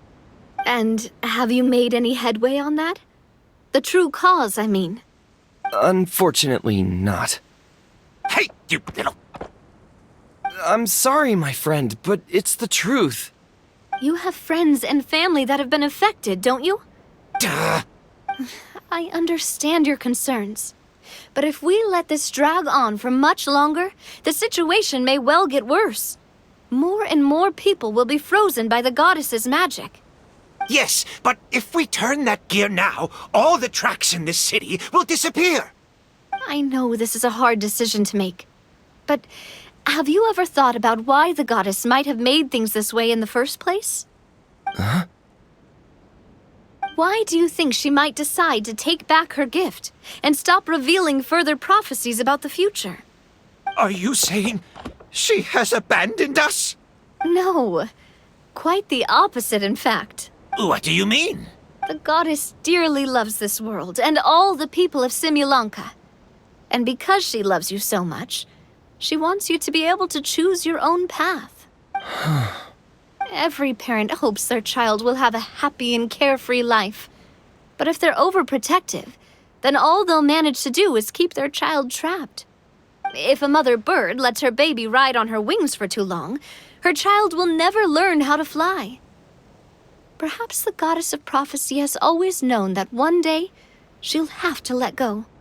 Children can only become independent if they're allowed to form their own opinions, make their own decisions, and deal with the consequences on their own. Only then will they be able to continue their journey alone, even after their parents are gone. But we've relied on the goddess's protection for so long. We don't know what it's like to go it alone. We don't know if we have what it takes. Are you kidding me?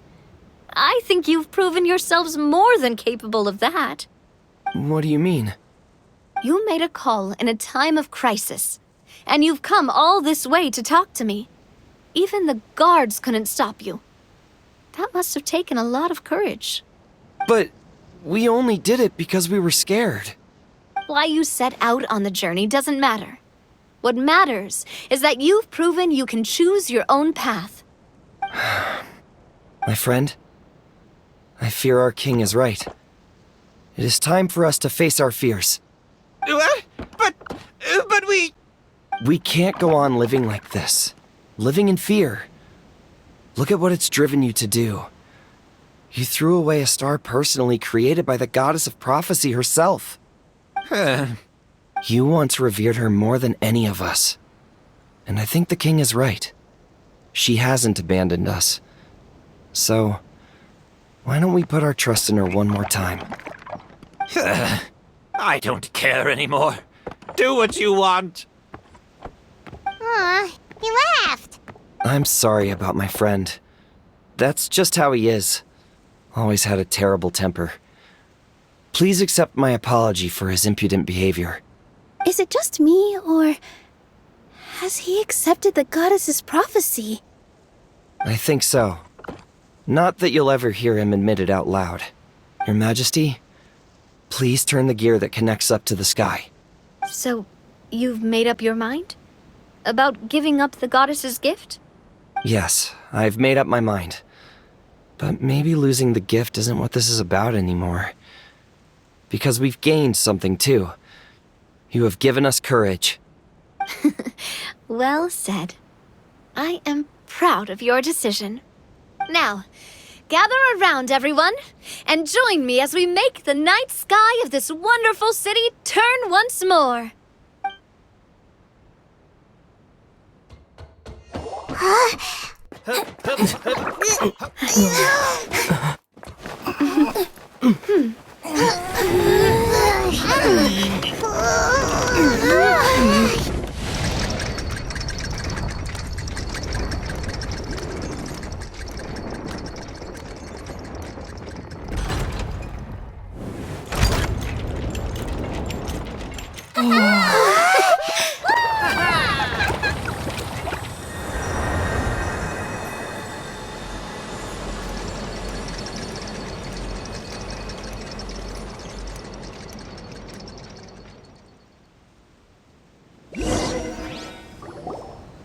So the stars hanging in the sky, they're music notes.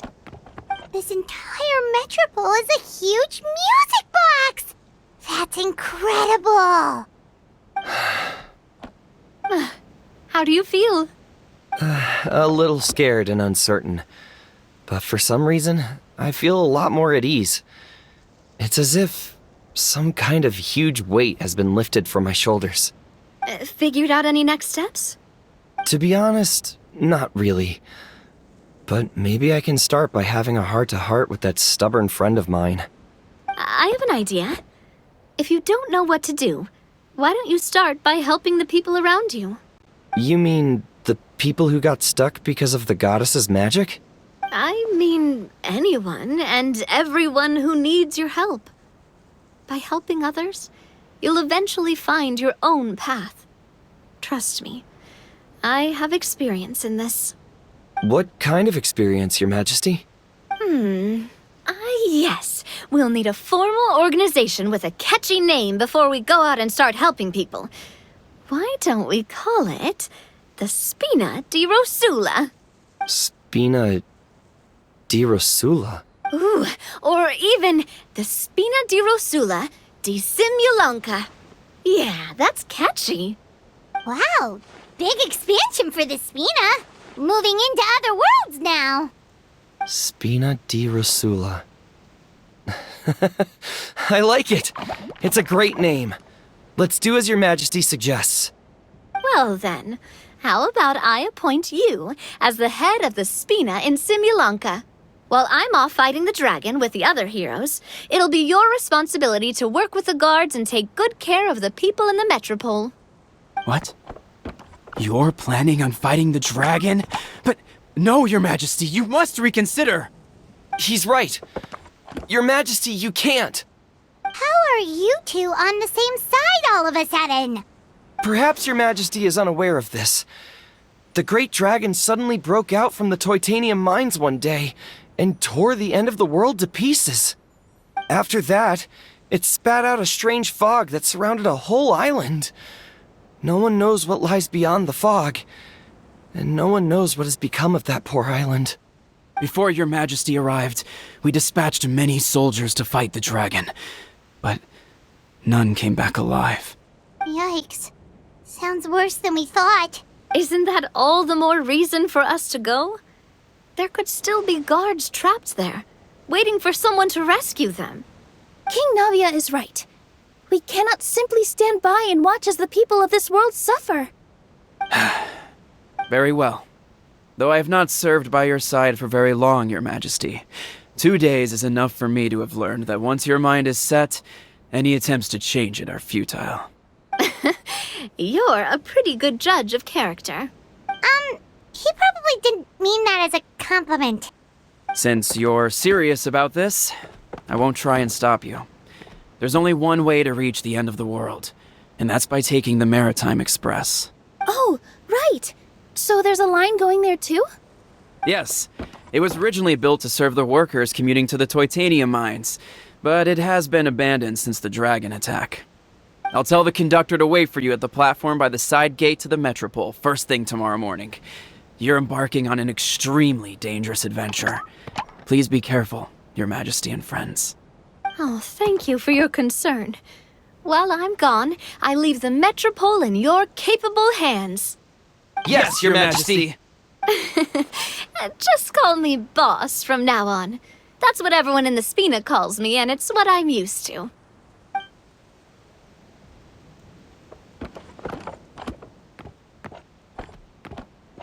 So, the plan for tomorrow is journey across the ocean, make it to the end of the world, and defeat a dragon. Whew, that's an adventure and a half. Do all storybook heroes have to work this hard? At least we'll get to see some amazing scenery along the way, right? Besides, we'll have each other. It'll be a shared experience that we'll never forget. Plus, we're pretty well equipped for a classic heroes versus dragons story.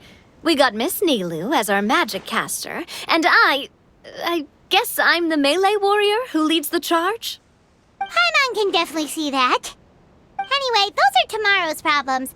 Right now, all Paimon wants is to eat a proper meal, because worst case scenario, if Paimon ends up getting eaten by a dragon, she wants to do it on a full stomach. And something about the end of the world doesn't sound like a great place for food options. Well, the origami animals in the forest only drink magic tonic. What do the toy people here in Constellation Metropole eat? Vegetable oil and sawdust, I think. No!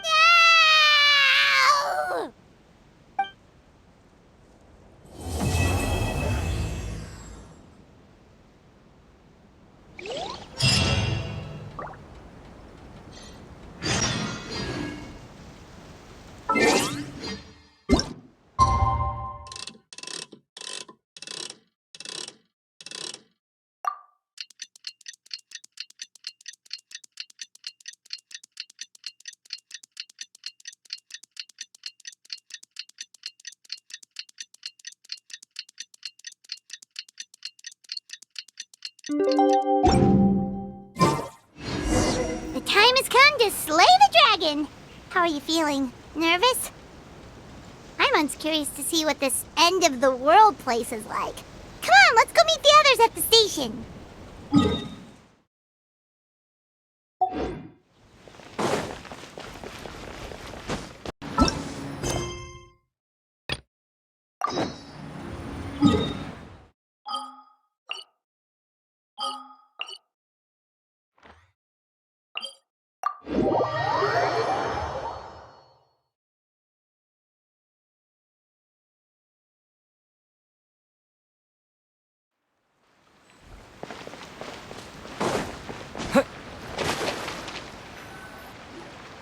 Carriage inspection, check. Wheel and axle inspection, check. Power inspection. Good morning, Mr. Wheel. Oh, good morning, heroes of Simulanka. Hey, our old friend Wheel is the driver again. That already puts Paimon at ease. Are you certain you don't want us to accompany you, Your Majesty? I am. You can leave the dragon slaying to us. My partner's a pro. He does it all the time. What remarkable friends Her Majesty has. With such great heroes by your side, I'm sure you'll best the dragon with ease. We won't keep you any longer. All right, then. Look after the city for me while I'm gone. Yes, Your Majesty. Just leave it to us. I think we're all set. Time to depart.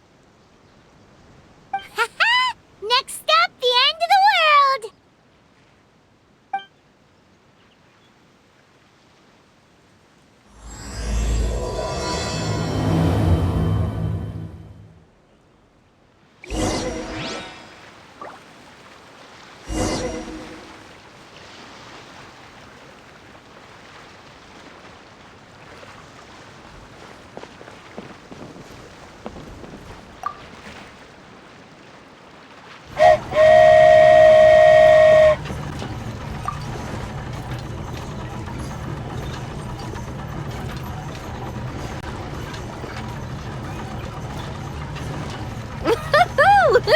So this is what it feels like to ride a toy train. Ooh, you're really easy to please, Navia.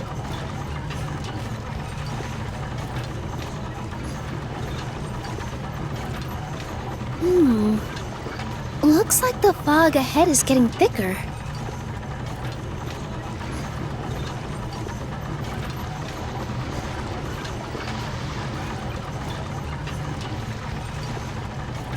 Attention, passengers. We've arrived at the transfer point. All change, please, all change. So we've got to switch trains, right? Huh? What's that? It looks like... Hilly Churls, they've taken over that platform! Huh? What do we do? Just find somewhere to hide, Mr. Wheel. We'll take care of them.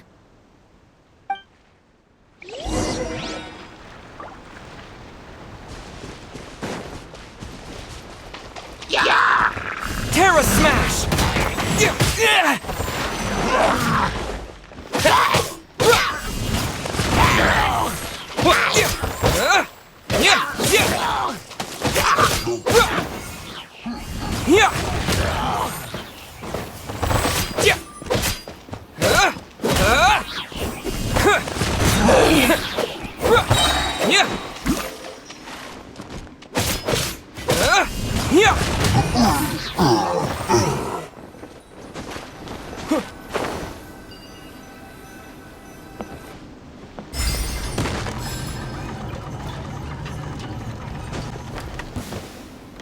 Yeah, you can. To dust! Wait.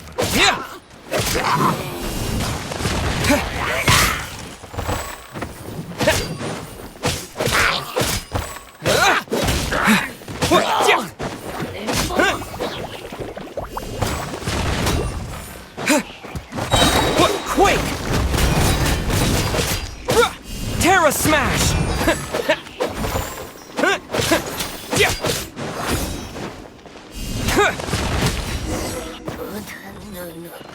Whew. That's all of them. Thank you so much for your help, everyone. Now, let me take a look at the train.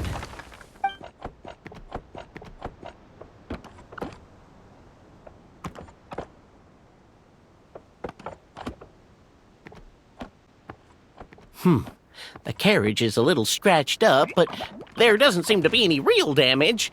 And the engine's still operating normally, so I think we're good to go. Wonderful. Let's keep going then.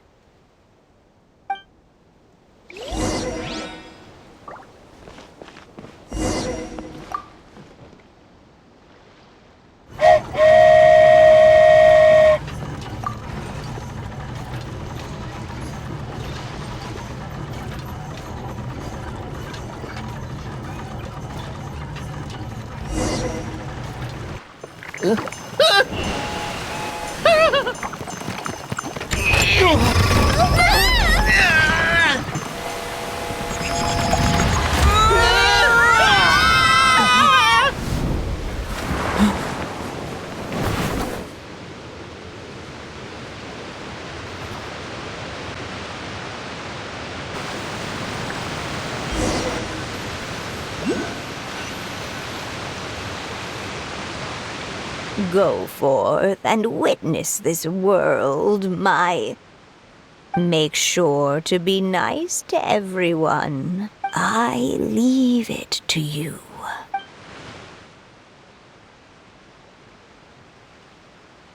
Are you okay, Miss Nilu? I'm fine, but I think the traveler is still unconscious. We're lucky this guy caught us on the way down.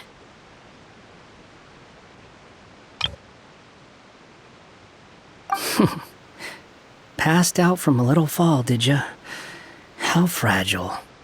Aw, cut him some slack. The traveler's had a rough few days. We should just let him nap for a bit.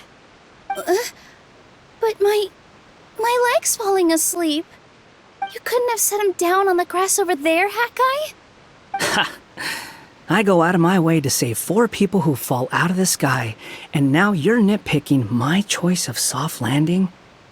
That's the most ridiculous thing I've ever heard.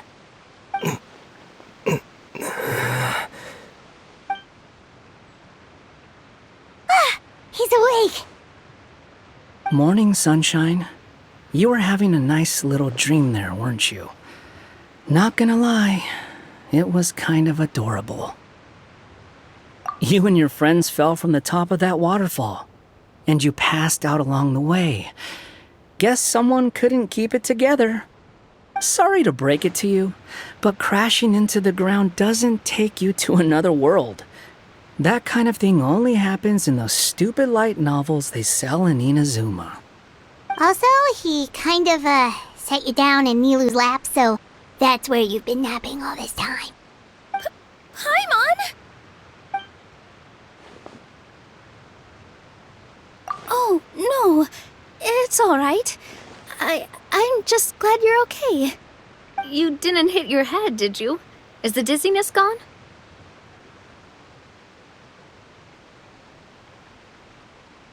Really?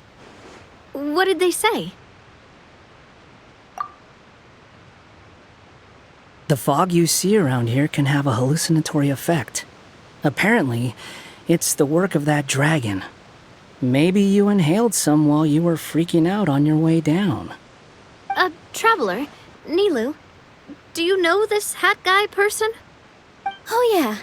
He's a student at the academia. We met during the last Inter-Darshan Championship. He was representing the Vahumana Darshan. Well then, hello there, friend. I'm Navia, the president of Spina di Rosula. It's very nice to meet you. So, should I just call you Hat Guy as well? Seems like that's what everyone's calling you. Sure. Whatever. Wait, Hat Guy. What's that sword around your waist?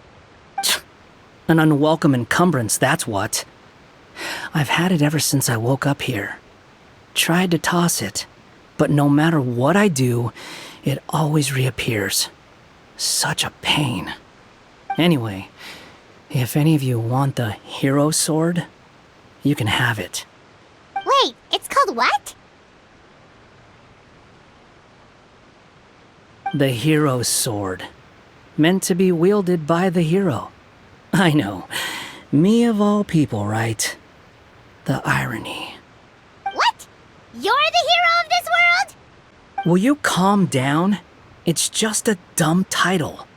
Oh, it's just that this entire time, we thought we were the heroes of the prophecy.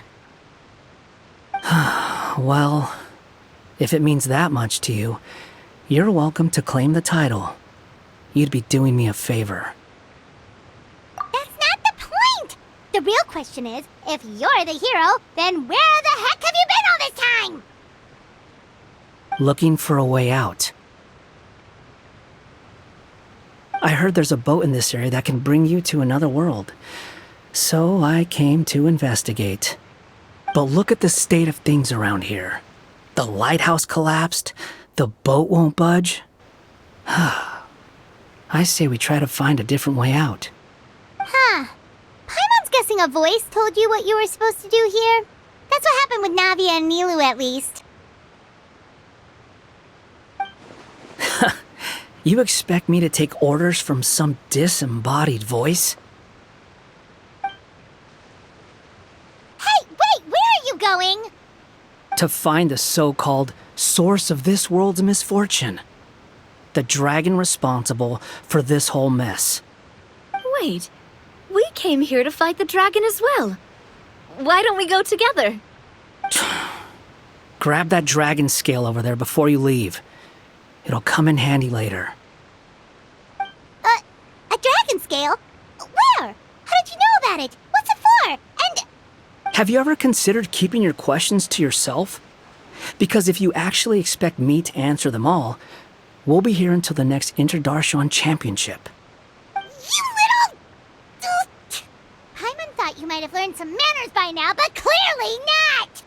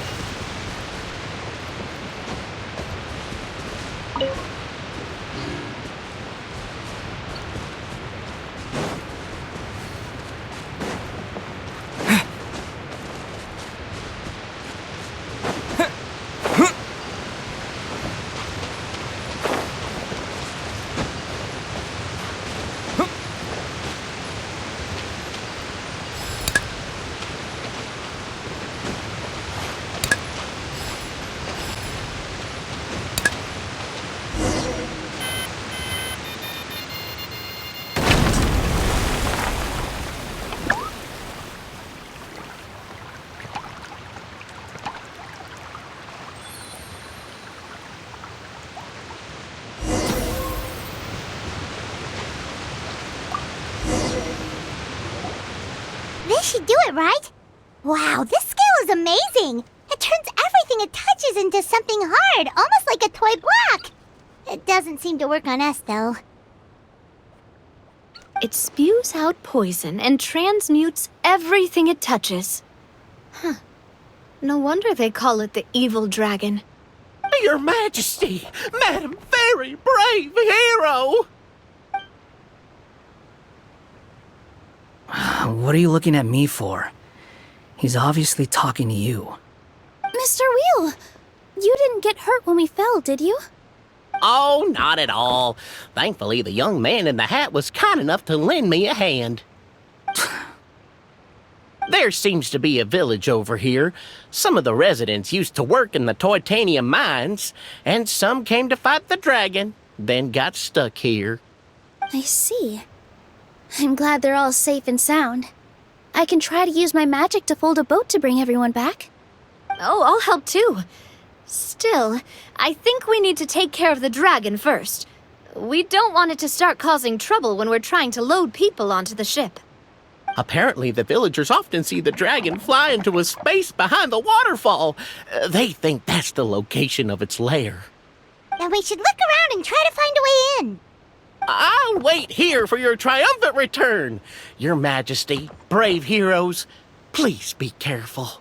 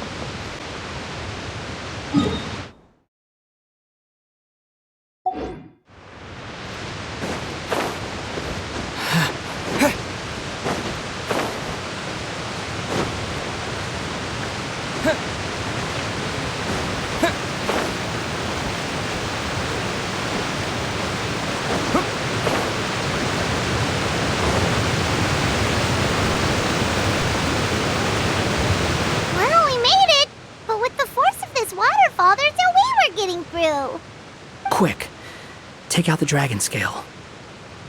Wait, but... No. Paimon doesn't need to ask you anything. The dragon scale can turn anything it touches into toy blocks, so... Aha! You want to use it to block off the water! See? Paimon can figure things out all on her own.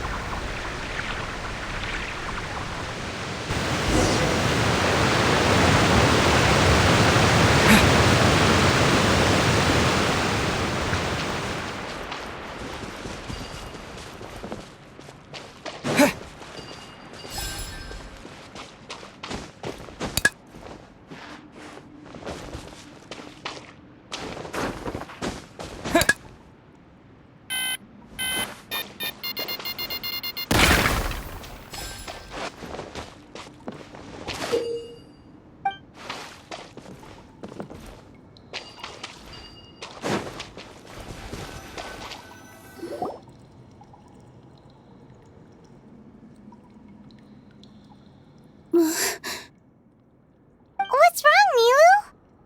Oh, nothing. It's just... I sensed a very powerful magical signature just now. Huh. Guess this is the dragon's lair after all.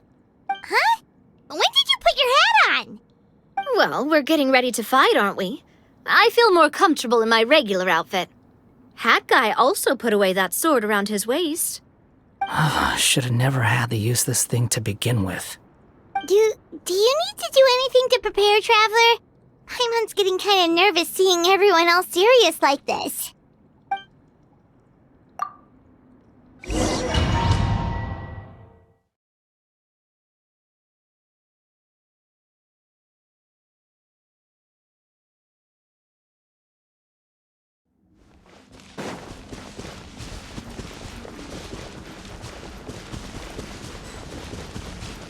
Oh, looks like we're not the first ones to make it in here. Wait, hold on! Let's fight the dragon together! They're already gone! Let's try to catch up!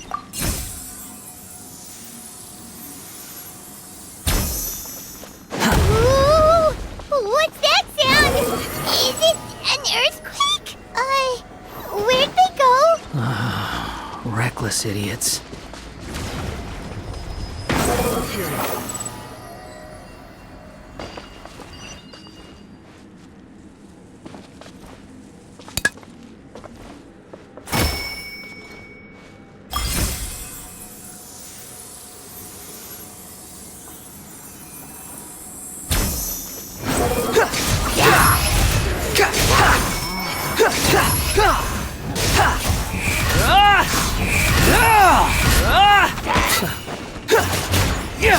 With all my strength.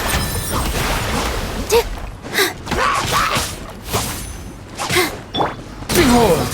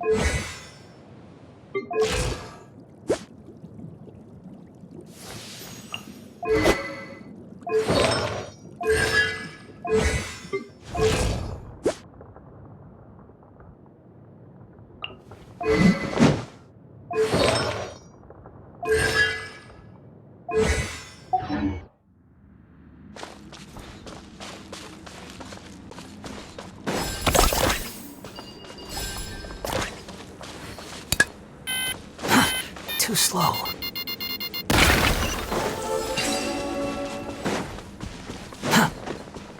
Squall Fury!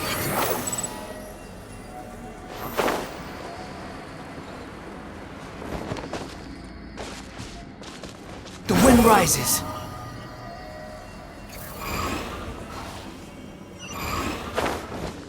Quit following me. Behold!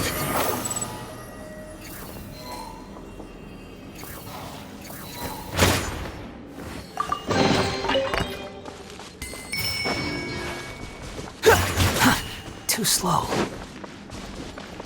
Squall and Fury!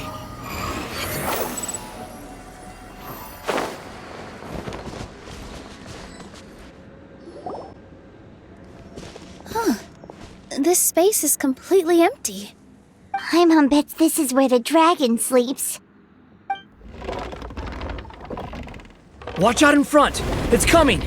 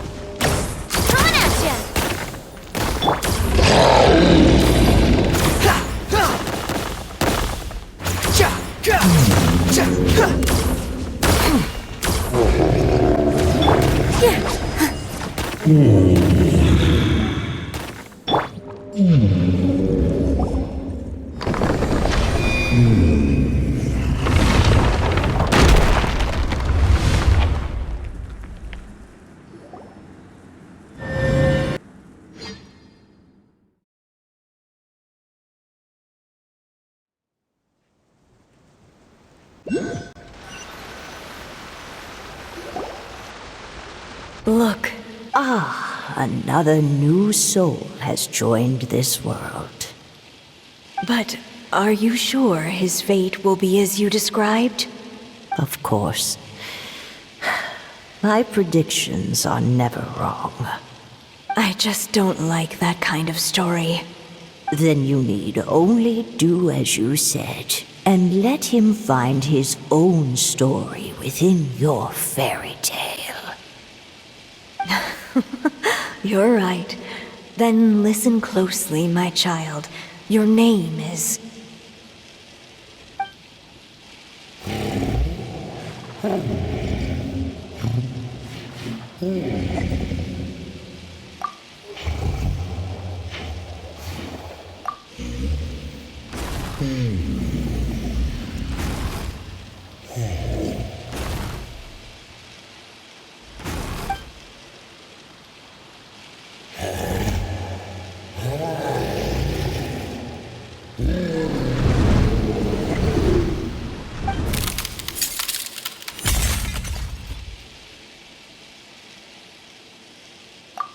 It's the dragon! The dragon that destroyed the titanium mines! Help! Help! Soldiers, pick up your weapons! Destroy that monster!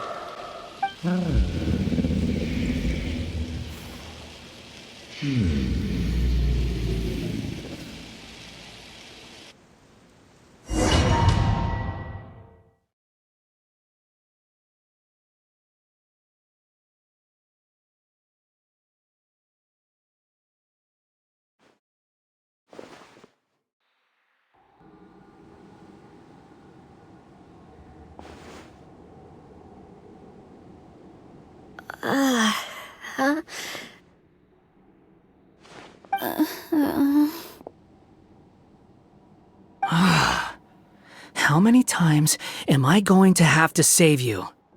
Thank you, Hat Guy. Paimon still feels dizzy. Hey, did any of you also see something strange? It was like we were witnessing... The dragon's memories. Sounds like we all saw the same thing just now. Well, we definitely saw a different side to the story. Watching it all unfold, Paimon couldn't help but feel bad for the dragon. This world might be a lot more complicated than we thought. The next time we encounter the dragon, how about we try talking to him instead of fighting? That sounds like a good plan. But maybe we should figure out where we ended up first.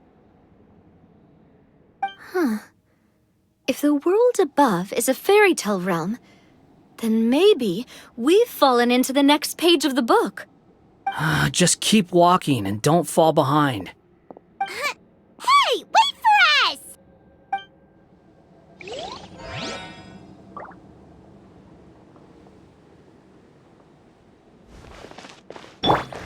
The wind rises.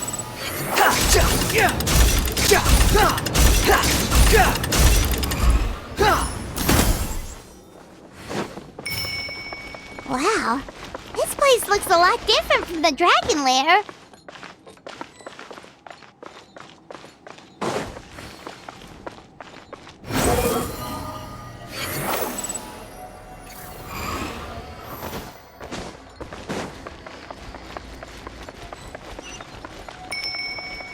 Squall and Fury.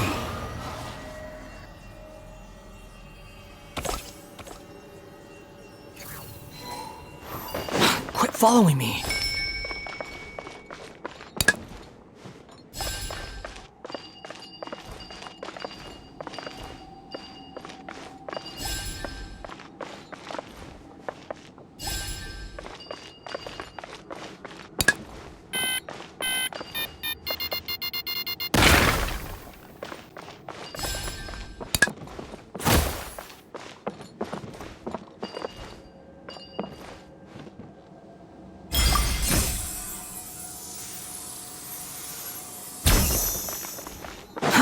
Too slow.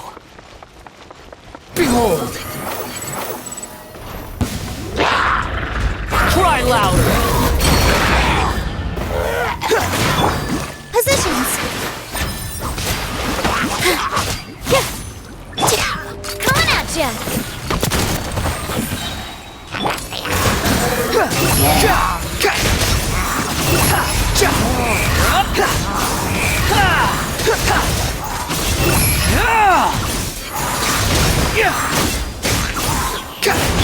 All my strength!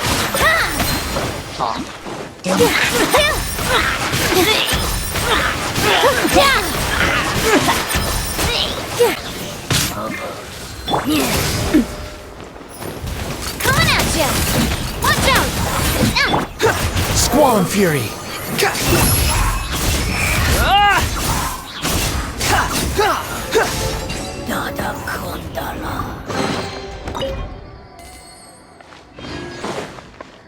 The wind rises.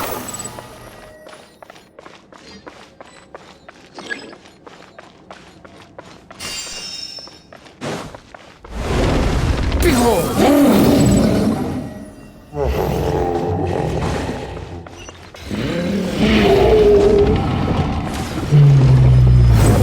He seems angry. We just want to talk to you.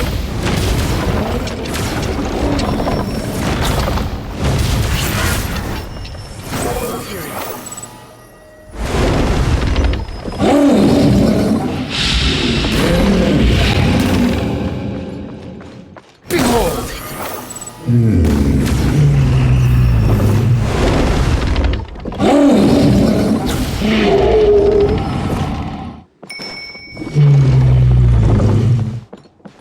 The wind rises.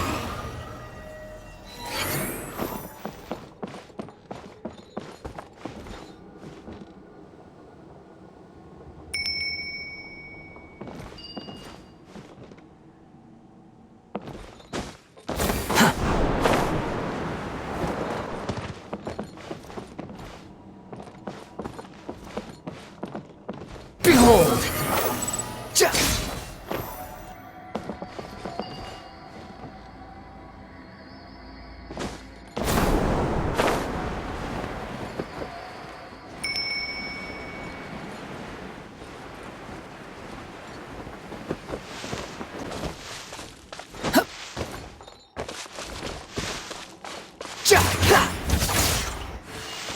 The wind rises.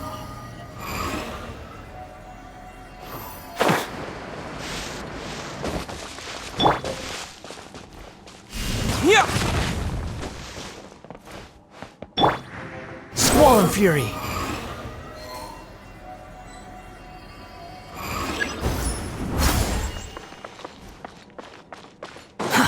Too slow.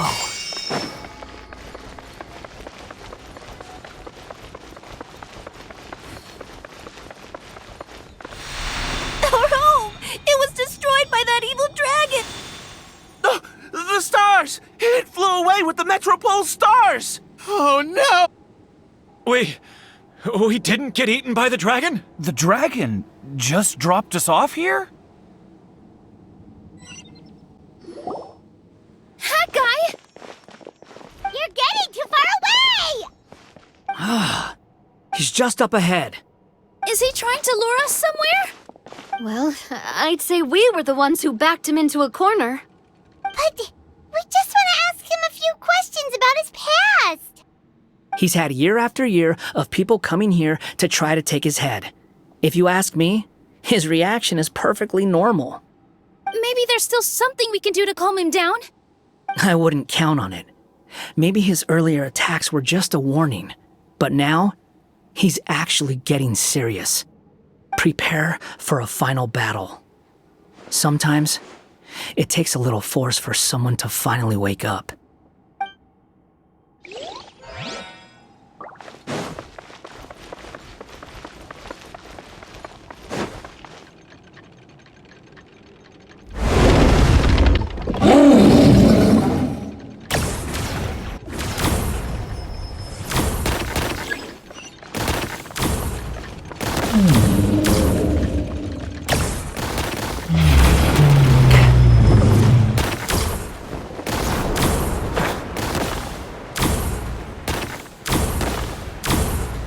That's far enough!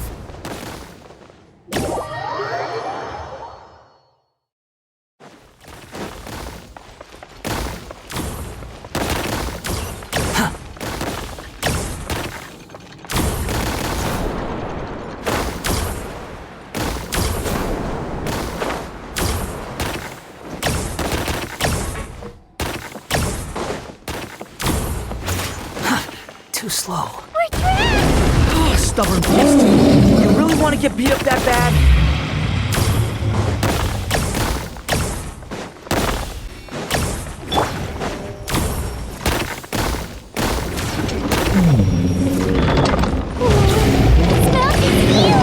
Are we really gonna have to throw a bomb in its mouth?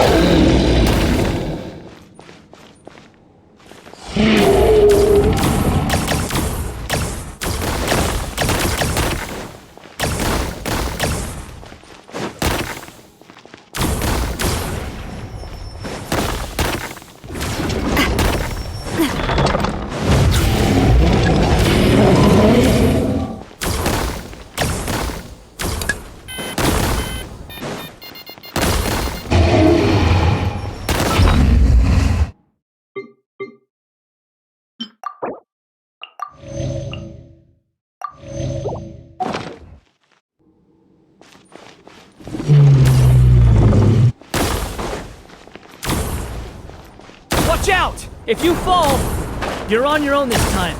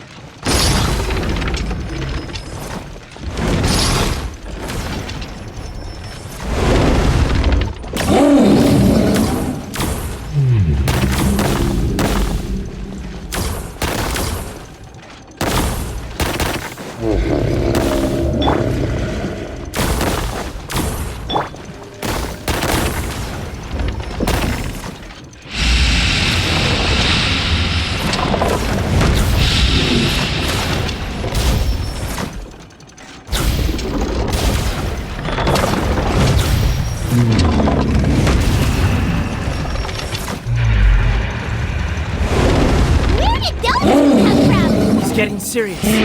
Don't get hit!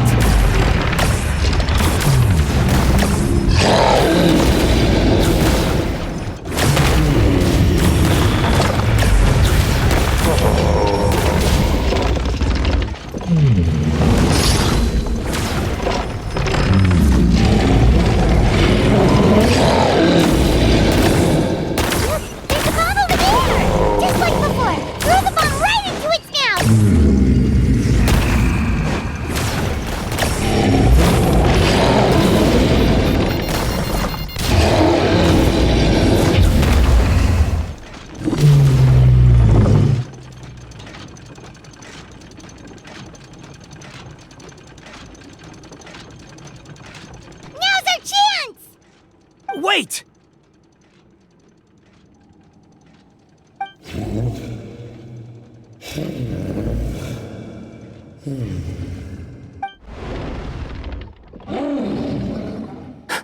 Huh?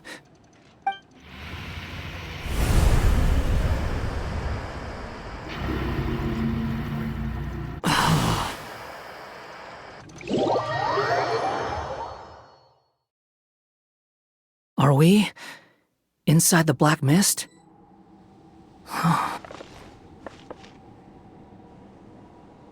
Are you sure you want to create this child, Em?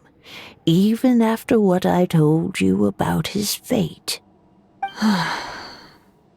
He will be abandoned by his creator, and eventually... I know, Bee. You've told me already. That sad story with the disappointing ending. It's what happened in the real world, isn't it? But that's exactly why I want to change things. In a different world, his story can have a happier ending. That child, his heart is so full of love. I understand, Anya. But know that if you give him that name, his fate in Simulanka is destined to parallel that of his real-world namesake. But there's still a chance, right? Maybe it's a shot in the dark, but I have to try. He deserves a better life. Although, he might need the help of others when the time comes. All right, my dear. The choice is yours. Since you're so persistent, let me tell you a secret. More boring fate talk.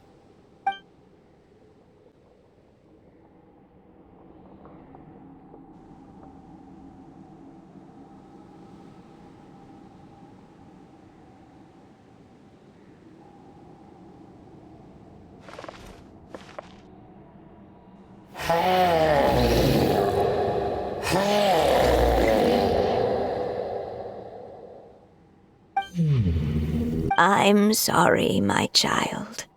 Unlike my friends, I don't have a long time to live. All said and done, the story of my life will be shorter than the fairy tales in this book. So I will have to leave your side, I'm afraid. It's okay. It's okay. Once I'm gone, I will become a star in Simulanka and watch over you from above. If you ever feel lonely, just look up towards the sky.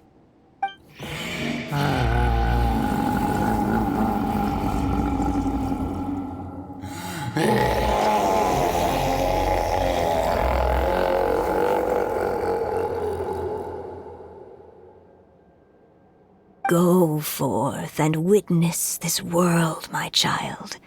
Make sure to be nice to everyone. You'll meet good friends one day. I'm sure of it. That is my wish for your future. As for this world, I leave it to you. So in the end, you were betrayed too.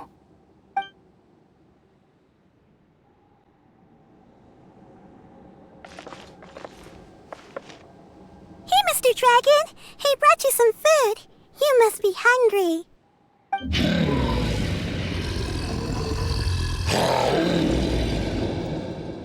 Shh! Quiet! We can't let anyone hear us. Everyone says you're a bad dragon, but you're always nice to me when we play together. You always help me pick flowers way up high that I can't reach.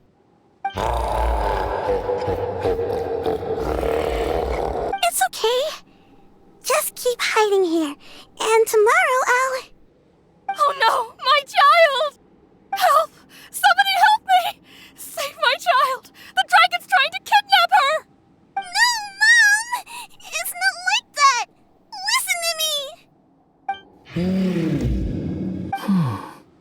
So you're hated by people too.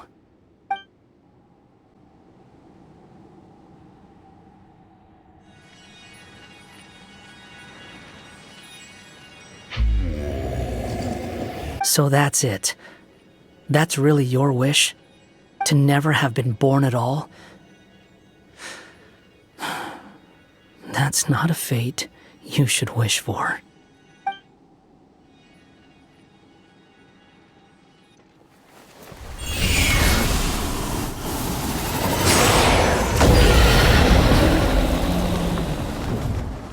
Nobody can define who you are, or deny the true feelings of your heart. Now remember your name. Durin.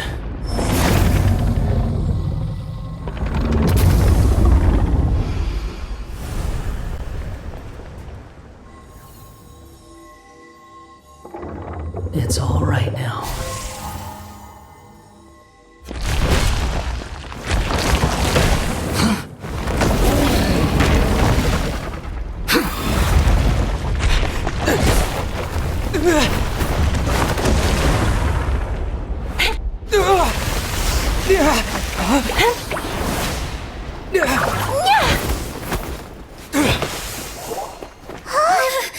Watch out!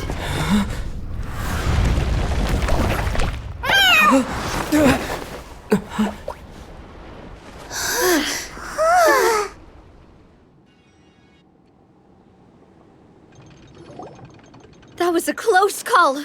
Are you guys all right?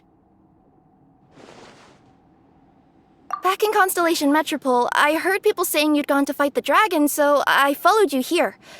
Right when I managed to catch up, I saw you fall through that hole. Wait, didn't someone else fall through just now? Shouldn't we do something? Oh yeah, Hat Guy. Well, he can fly, so he'll probably be fine. He called the dragon something earlier. It sounded like he said... Durin. That's his name. Oh, Hat Guy, you're okay. Wait, what about the dragon... Durin? He's fine. Durin. Wait, that's the name of the dragon from Dragonspine, right? The one that became a part of the mountain after being slain by Dvalin? If Paimon remembers correctly, it was created by... Right! It was created by Rhine Daughter! Created, you say? So, what exactly happened down there? You've been acting weird ever since the end of the fight.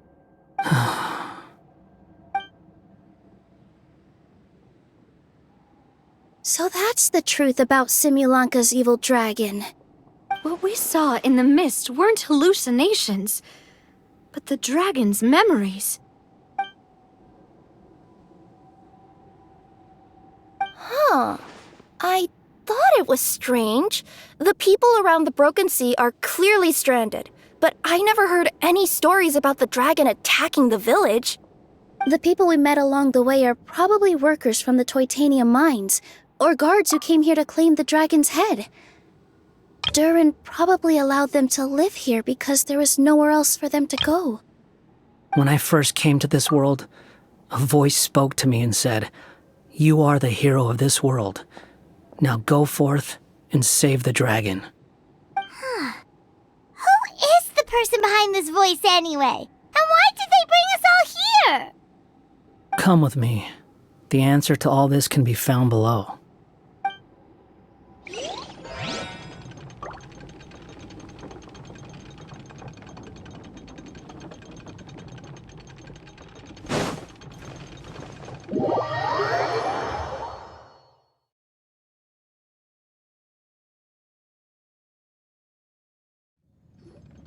Is this a study? That's right. It belongs to the Goddess of Fate. Goddess of Fate? As in one of the three goddesses who created Simulanka? Or more precisely, M. One of the mages of the Hexenzirkel. Hexenzirkel? As in... Sorry, Paimon shouldn't just regurgitate everything you say. It's a lot to take begin? She created the story of Durin. Well, the Simulanka version at least. These records should cover most of what you want to know, including the identities of the other two goddesses. Read them for yourselves.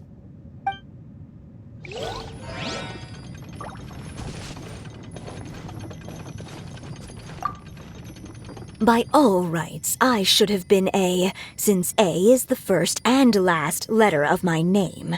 But Alice overruled me on the basis of seniority and said I should be M instead because of my middle name. She really knows how to push my buttons. Still, her magic never fails to amaze me. I still can't believe she got one of my origami frogs to start talking.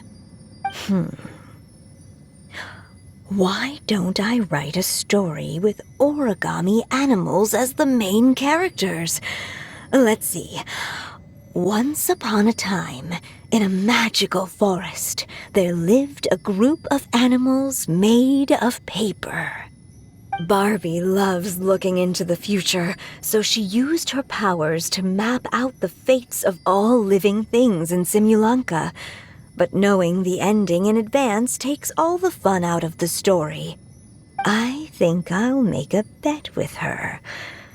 I believe that one day the people of Simulanka will decide to carve their own destiny. Apparently, she wants to build a statue of herself in the capital city. Always looking to add some pizzazz.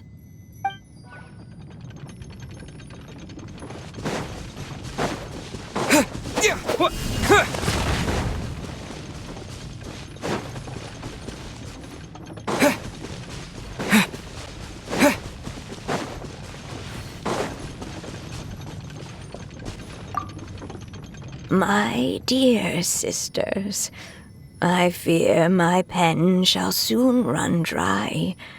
Even now, as I write this letter to you, my dexterity is all but failing me. Thank you for enjoying my stories and for creating this world for me. The time we spent together was the most wonderful youth I could have asked for. I always feel so young when we're together. A says that even after I'm gone, the goddess of fate in Simulanka will continue to exist and carry on granting people's wishes. It makes me glad. If you ever want to chat, feel free to pay a visit to the goddess statue. Just don't wish for anything weird.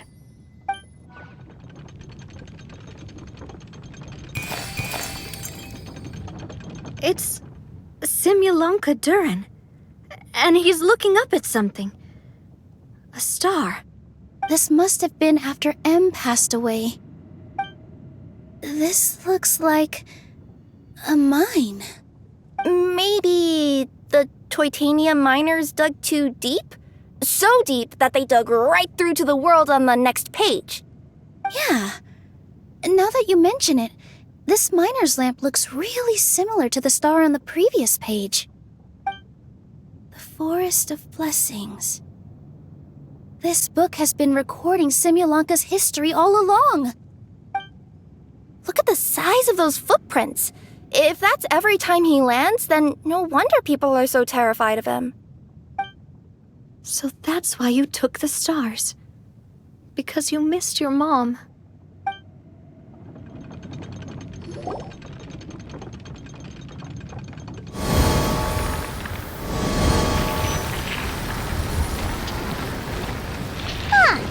That statue looks different from the one in the Metropole.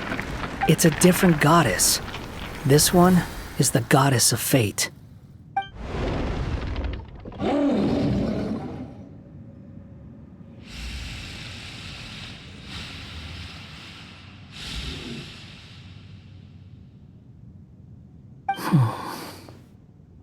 It's all right now, Durin. Nobody here wants to hurt you. Don't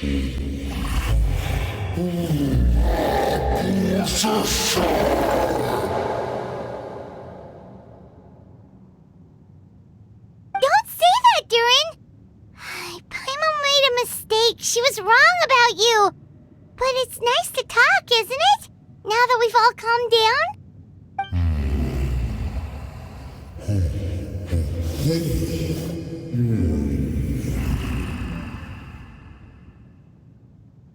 So that's why you made that wish? So stupid.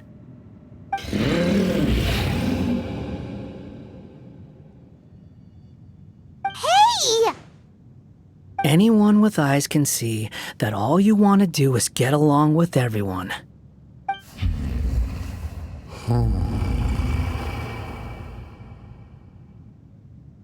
You just want to make friends, people to play with, to talk to, people who accept you, or at least accept your apology.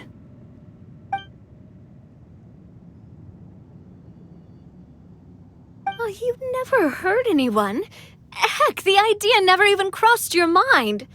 Sure, you scared a bunch of people half to death, but that's only because they had no idea what kind of dragon you really are. Yeah. If you had a heart-to-heart with them, I'm sure they'd come to understand you and see your point of view.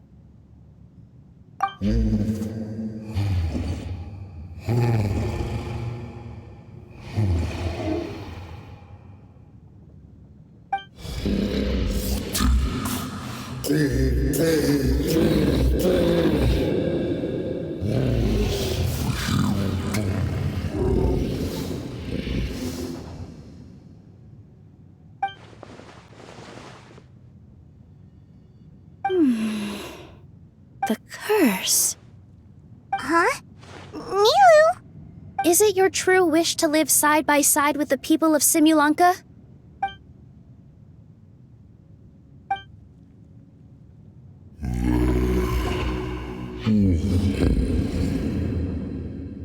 Then close your eyes and make a wish to the goddess of fate.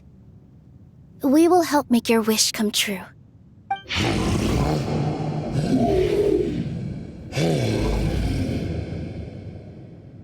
Just trust me.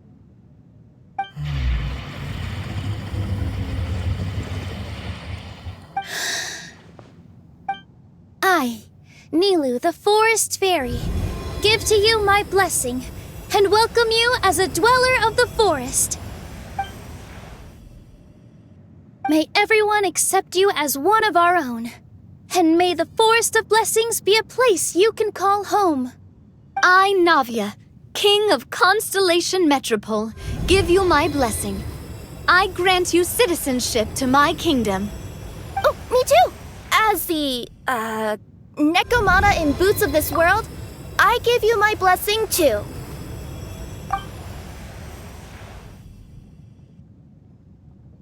Wait, what's going on?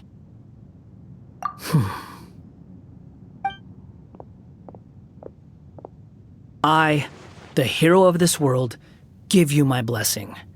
I recognize you as a resident of Simulanka. May you find acceptance in this world.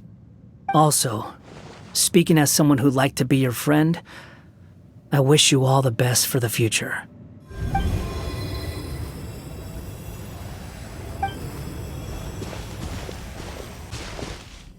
I, a traveler who has traversed many worlds, give to you my blessing.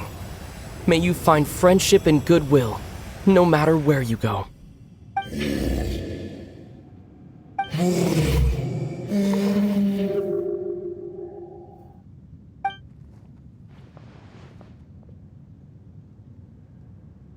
As for this world, I leave it to you.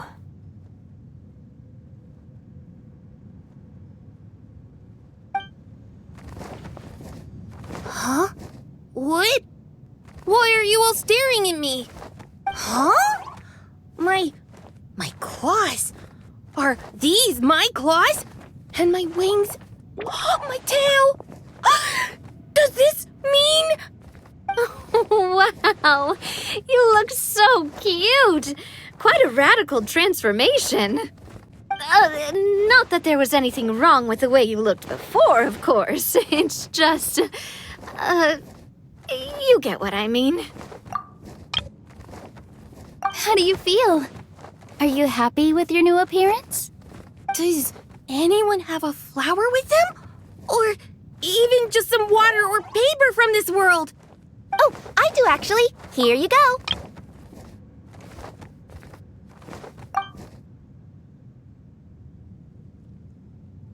They're not changing. I can touch things without changing them. Hey, that's great! One more flying friend for Paimon! Now the residents of Simulanka won't be scared of you anymore. But what about all the things that I did before? That's simple. Just go out there and atone. You could fill in the footprints you left on the ground, or help the people around the broken sea get home. Okay. And you'll come along and help me, right, Hat Guy? Huh? Why would I do that? Because you said you wanted to be my friend. You little... Gah. Well, maybe I spoke too soon. Huh? But I thought...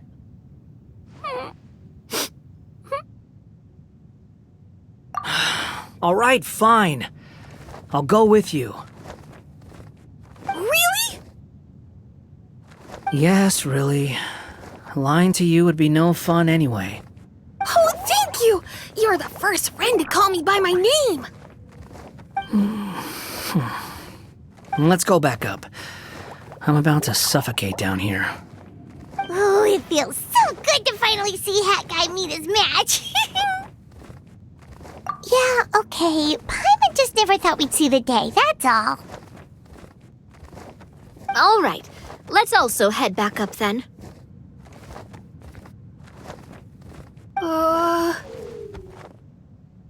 Don't be scared, Durin. We'll be right by your side.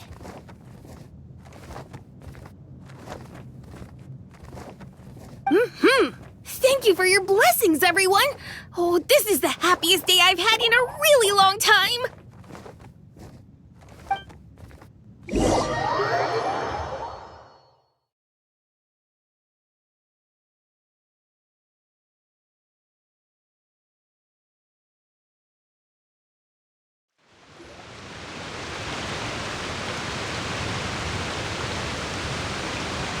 Ta-da! Surprise, everyone! Ah! A talking street lamp! Street lamp? Oh my!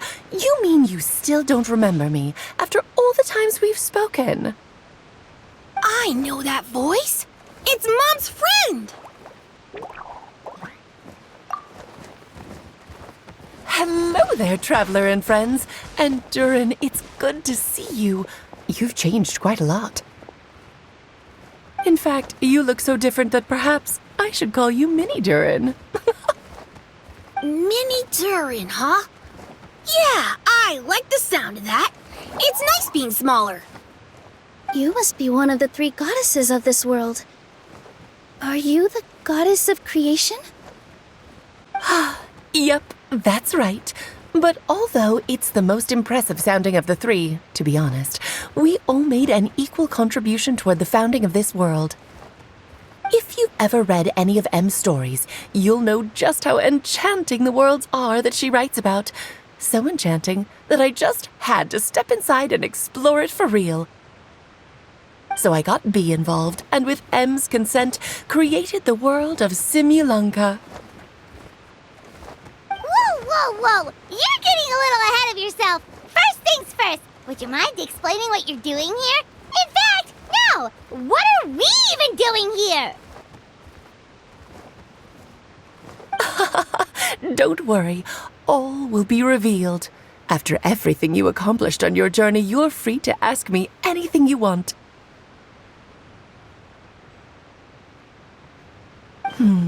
Let's start with your first question then.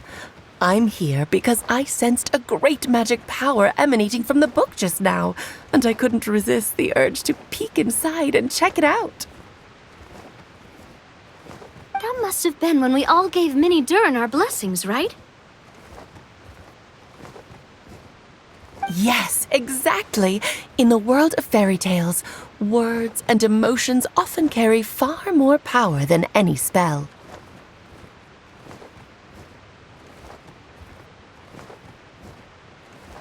It's all thanks to your magic that Minnie Durin was able to take this form. Come say hi to me, little one. Oh, look at you. You're as cute as a button.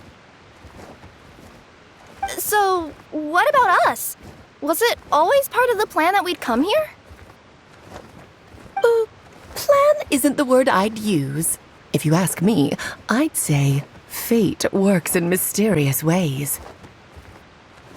When Durin of Simulanka made his wish to the goddess of fate, it just so happened that in a world far away, all of you wonderful people were holding a copy of M's fairy tale at that exact moment.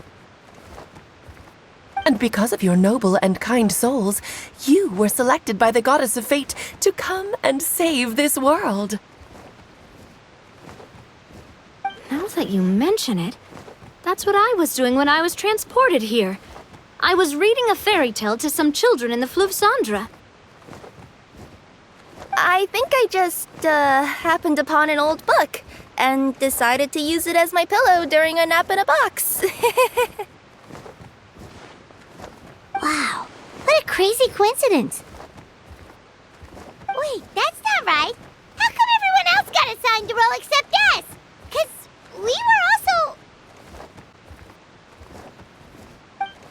Yeah, that was it. We just received a strange book and we had no idea who sent it. Then, the moment we opened it up to start reading it, we found ourselves here. You're the one who sent it to us, aren't you? Oh, is that what happened? Yes, that does sound like me, doesn't it? Good question. Why indeed? Maybe I thought this was such a good story it simply had to be read by someone. As the traveler and witness of many worlds, how could I let such a beautiful place pass you by? I can sense that your blessing for Minnie Durin was a very special one. With this blessing from beyond the story, he might even be able to explore worlds outside of this one. Teyvat, you mean? That's right.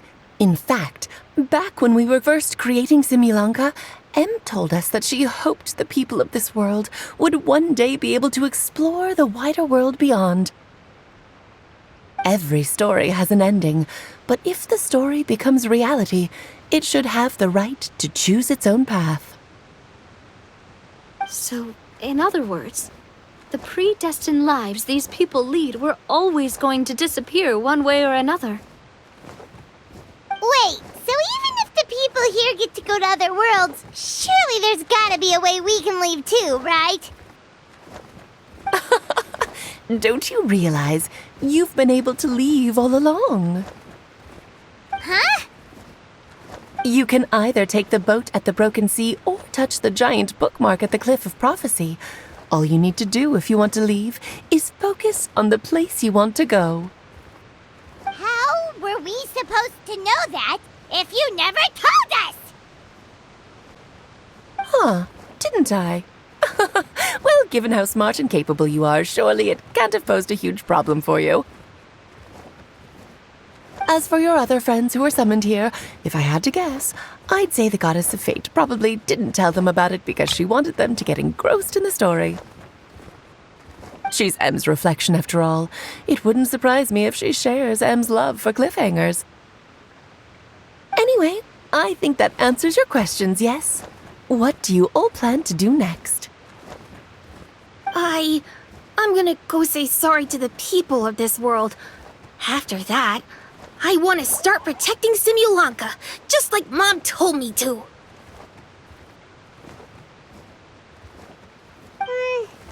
Now we know how easy it is to get back home. Paimon's suddenly not in such a hurry to leave. Same here. It's not every day that you get to come to such a magical world. I, for one, plan to explore it a little longer. I'm glad to hear it. Maybe I should invite some other friends to join you too. By the way, Minnie Durin, I'm delighted to see you've made some new friends. I'm sure Em would be very proud of you. Now, before I depart, please let me give you a blessing as well. May your future be as rich and colorful as the stories Em used to tell. She's gone. Guess this is where the hero's journey comes to an end, huh? Ah, but it's also where a new journey begins. The adventures of Minnie Durin and friends. Huh? An adventure for me? You bet. For starters, I'd love to introduce you to my other friends in the forest. Even though there have been some misunderstandings in the past, I'm sure they'll welcome the new you with open arms. Huh? Stop looking at me. I already said I'll come with you. Whoa! Look over there! Wow. The stars are beautiful. Huh. I'll bet that's a gift to Minnie Durin from the 3 goddesses of this world. Oh. Thank you, Mom.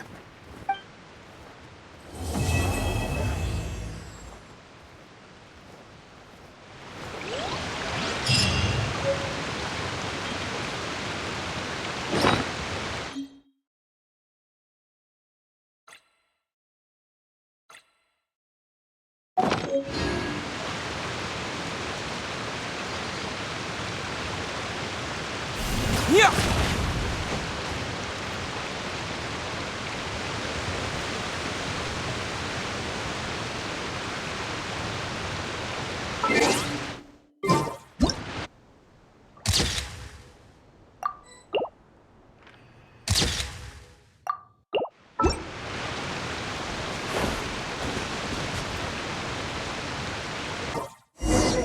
It's been a while since our last adventure. Oh, Paimon wonders how Minnie Durin is getting along in Symbulanka. Let's go to the Forest of Blessings and take a look.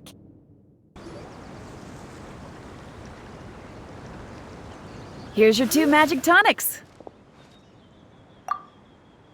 Why, thank you, young lady. And might I add that you're looking quite lovely today. Jean, come on, take a seat and let's have a drink. I ordered one for you as well. But is this really appropriate? I mean... Still worried about Klee? Relax. Albedo's with her. She'll be fine.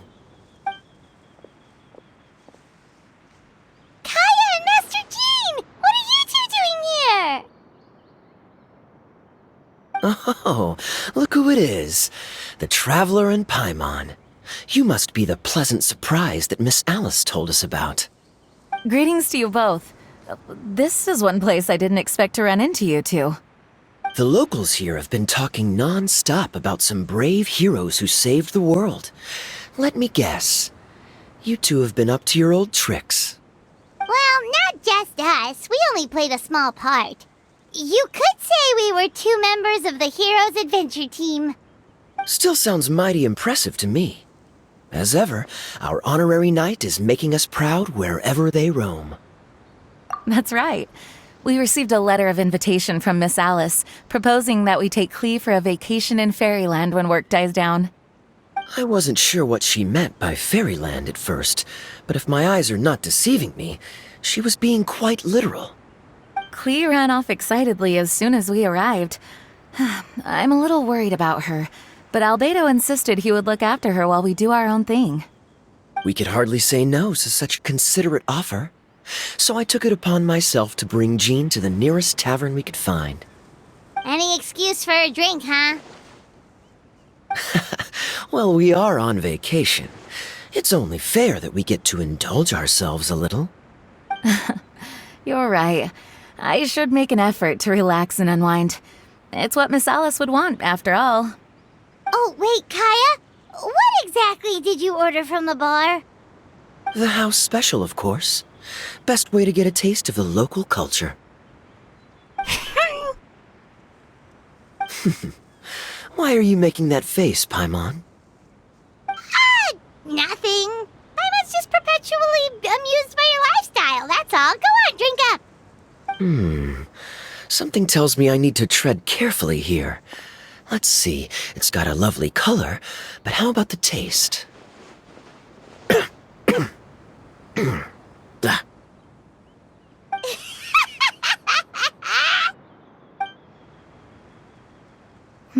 I think maybe I'll pass. But it's such a shame to waste it. All right, Paimon. Well played. Well, Paimon got burned too, if it's any consolation. It's nothing personal. Oh, by the way, we weren't the only ones who got invited here. I saw Kale earlier. She didn't see me, though. She was making a beeline for that big tree. The Kingdom of Breezes and Bells, you mean? Oh, this is turning into a huge reunion. Maybe we should go say hi to her. All right. Well, give her my regards. Thank you. Enjoy your time here, too.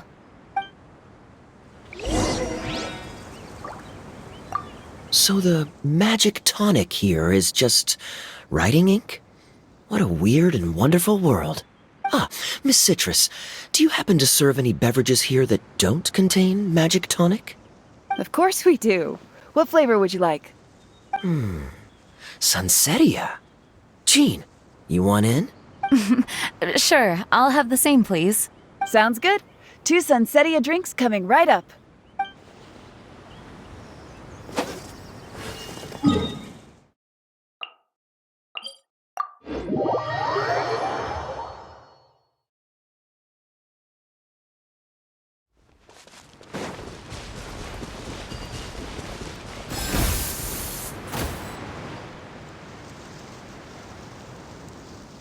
The structure of the tree houses here is nothing short of amazing.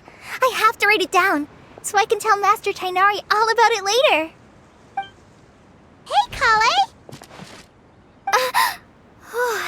You scared me. Traveler and Paimon, you got invited here too?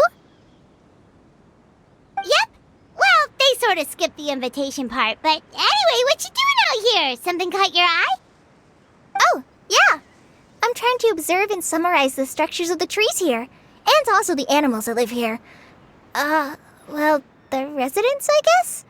I still can't get over the fact that they're all someone's origami handiwork. Once a forest ranger, always a forest ranger, huh? Not sure you'll be able to apply much of what you learn here back home, though, with this being a magical world and everything. What? Over there, by the giant footprint, have those houses always been there? Oh, those? The local flying squirrels told me that they were built by a small dragon and some guy wearing a hat. Oh, that must have been Minnie Durin and Hat Guy. Any idea where they went? Supposedly, after building the houses, they went to somewhere called, Constellation Metropole? Did I say that right? Yep, you got it. Oh, also, when the locals mentioned the dragon, did they seem at all, did they say how they felt about him at all? Now that you mention it, the atmosphere changed a little when they talked about him. Oh no. They mentioned some stuff along the lines of past misunderstandings and welcoming new members. I only just got here, so I know very little about what has happened in the past. They seemed genuinely grateful for the houses, though, and said they were going to plan a welcome party. Oh, thank goodness. Phew. Sounds like the forest has begun to accept him. It's a step in the right direction. Are you looking for that small dragon? Yeah, he's a new friend we made after we arrived here. No way! Really? I'm getting more and more interested in your story. No. I've got to save it for next time. For now, I've got to make the most out of my time in this wonderful world. Oh, there's no rush. Just take it slow and enjoy yourself. Like Kaya. Oh, he sends his regards, by the way. Oh, Mr. Kaya is here too? Then I've got to go say hi to him. Well, right now he's at the tavern and he probably won't be leaving until he's drunk. Not that he'll ever reach that point because his alcohol tolerance is so high. Basically, it's Kaya. You know where to find him. You make a good point, Paimon. Then I'll focus on exploring for now, and go catch up with him later. Shall we go pay a visit to the Metropole Traveler? Maybe Minnie, Durin, and Hatguy are still there. Oh, right. By the way, something pretty interesting has been happening in Sumeru recently. Master Shinari has been working really hard on it, so if you have time, definitely go and check it out. Sounds good. We'll find some time in our schedule. Of course. See you later. The origami squirrels rely on wind currents to lift their agile bodies and easily move between the trees. This has created a truly unique ecosystem. Oh no! I'm running out of pages on my notebook.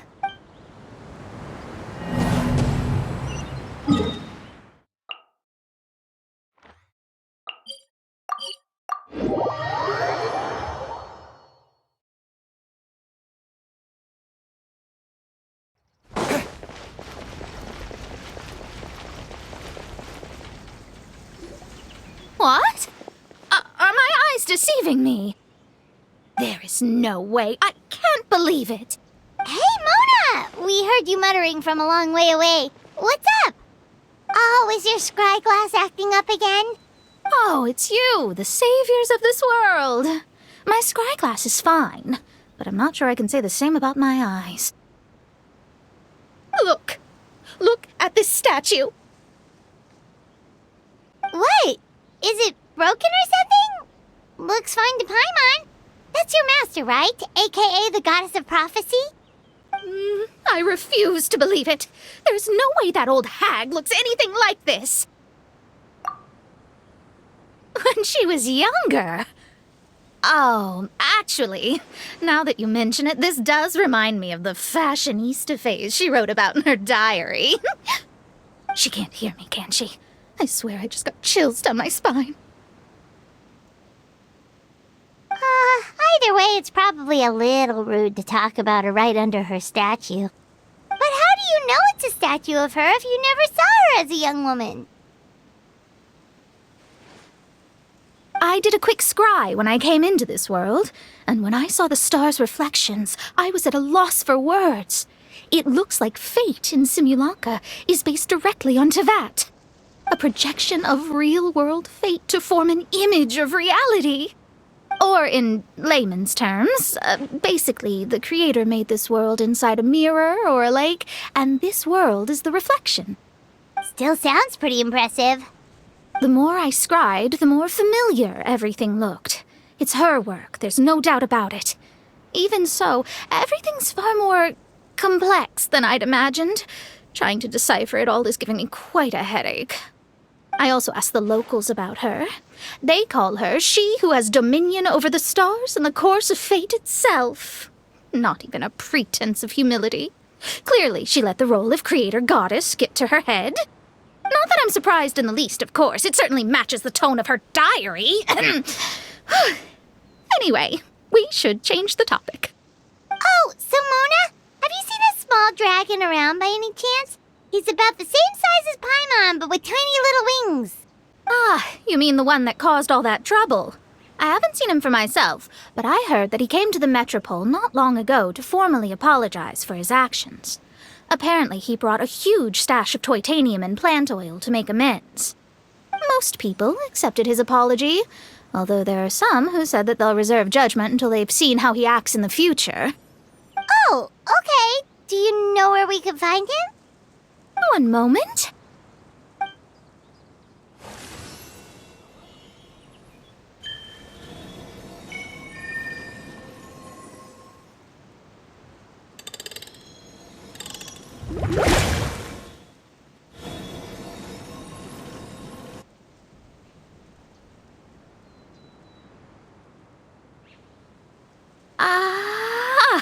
It looks like he's at the Broken Sea.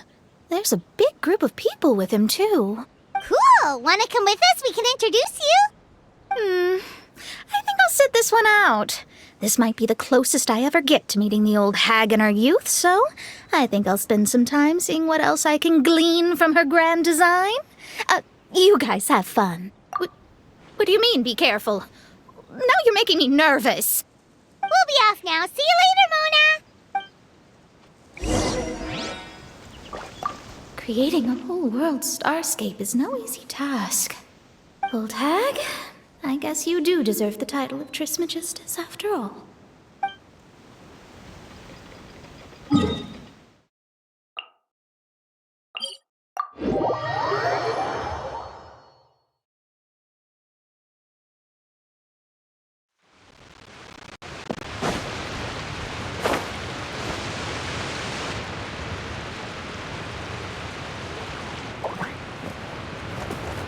Osvaldo Hafnavines! Does thou see what I am seeing? Tell me that my all-perceiving Aug de Verurtelang deceiveth me not! Your eyes see true, mein Fräulein. Very well. Then, as sovereign ruler of the Immenachreich, I extend to you both my greetings, O Night Dragon from the land of the Thousand Stars and his hat-wearing servant. Who did you just call a servant? What mein Fräulein means to say is, hello, it's a pleasure to meet you. Pleasure to meet you too. But Hat Guy's not my servant. He's my friend. Now you're over-explaining. Hat Guy, Mini Durin! Found you at last! Whoa, and Fischl's with you too? Oh! Greetings, Outlander blessed by the Immenachreich. How honored you are to meet your prinzessin beneath the stars of another sky. Clearly a decision made by fate itself. Mr. Honorary Knight, Paimon!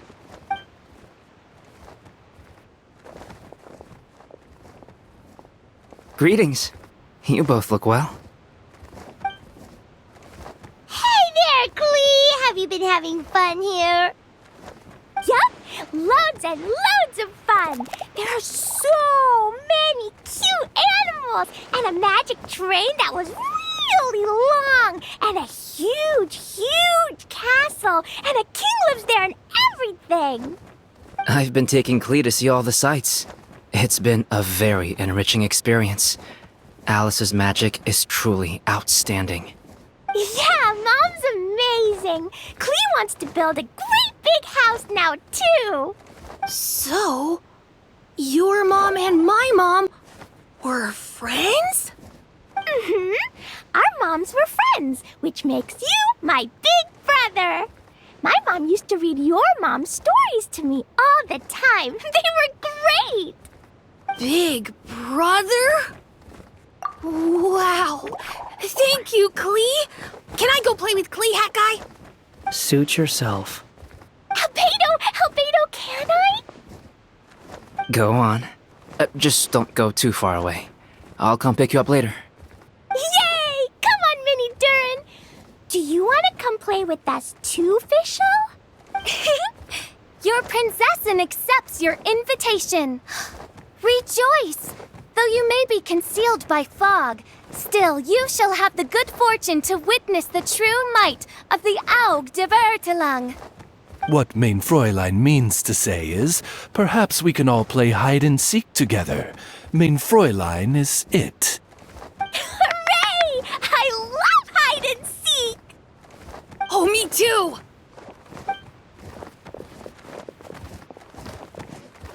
To return to our previous discussion, Mr. Hat Guy, you were telling me about a prophecy? I heard B talking to M. What she said was... Since you're so persistent, let me tell you a secret. Our child will one day rise from the dead. Is she saying that Dragonspine Durin will come back to life? I only heard it in a memory, so don't hold me to it. Understood. My recent observations at Dragonspine lend credence to this prophecy as well. Durin's heart has slowly but surely been growing in vitality. The process is extremely slow, but the trend is clear. What should we do? To start with, plan for every potential scenario, including, of course, the worst case scenario. I am well aware of Durin's past, and I sincerely hope that things never escalate to that point. Still, we need to be prepared for every possibility. If the prophecy is true, and Durin's heart will one day beat again, I'd like to hope that whatever rises from the dead is no evil dragon, if you understand what I mean. Kind of? But not really. And so, when the time comes, Mr. Hat Guy, will you and Simolanka's Durin be willing to lend us a hand in our hour of need? Huh? What's this got to do with me? You saved the Durin of this world. I don't see that as a mere coincidence. If there is any meaning to be read into the actions of the three goddesses, beyond fairy tale whimsy alone, I can only boldly speculate that the fate of this reflected world may have a reciprocal effect upon our own world. If Durin of Dragonspine will soon come back to life, we will need many Durin's help, as well as yours, given that your fates are now intertwined. Well, that's a nuisance. To be sure, it certainly won't be easy. Albedo! There's a flying paper ship over there! Can we go see it together, please? Sure. 2 seconds, I'll be right with you. Please give my suggestion some thought, Mr. Hat Guy. Hat Guy, I'm back! Huh? What were you guys talking about? Nothing. Huh. Okay then. Let's go join the others. Everyone's going to check out the new origami ship. All right, I'll be right there. Why would I be? Do I strike you as someone who cares about other people's issues? Quit trying to guess what I'm thinking. I'm leaving.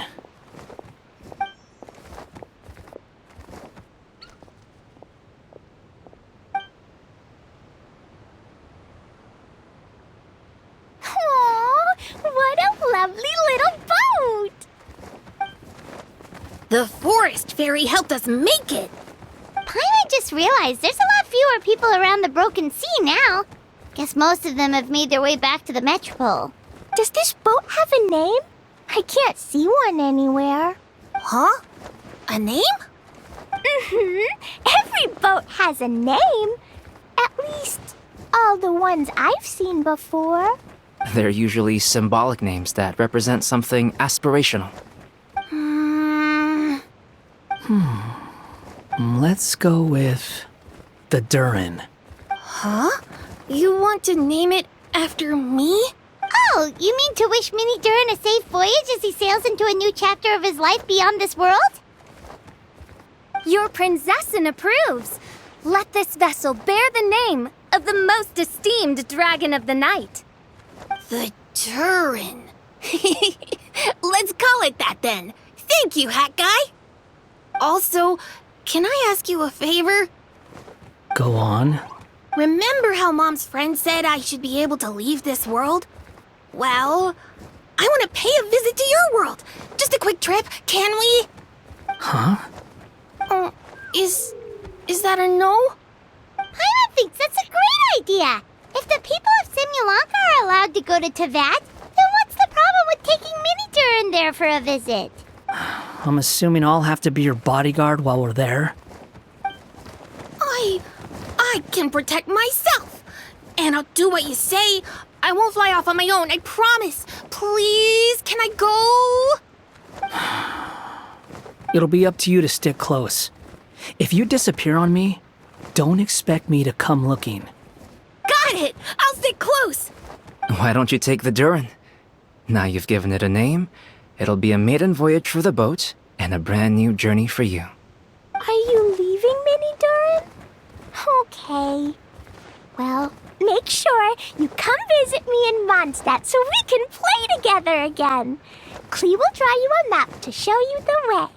Though our time together has been as fleeting as a ray of light in the depths of the long night, the Immonok will welcome you with the grandest of music ceremonies on the occasion of our next reunion. As surely as the stars in the sky watch over us, we shall meet again. What Mein Fräulein means is that you're always welcome to visit her at home as well. Cool! Ah, I have so many new friends now! I'm so happy!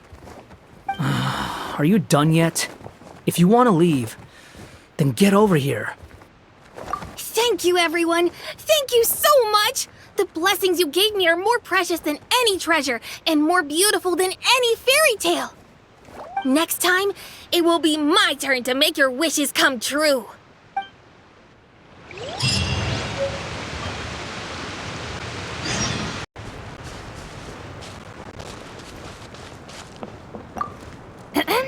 Oz! Though I customarily refer to you as my familiar, in truth, I have always seen you as... Say no more, Mein Fräulein. I, Osvaldo Hrafnavines, hereby pledge to always stay by your side.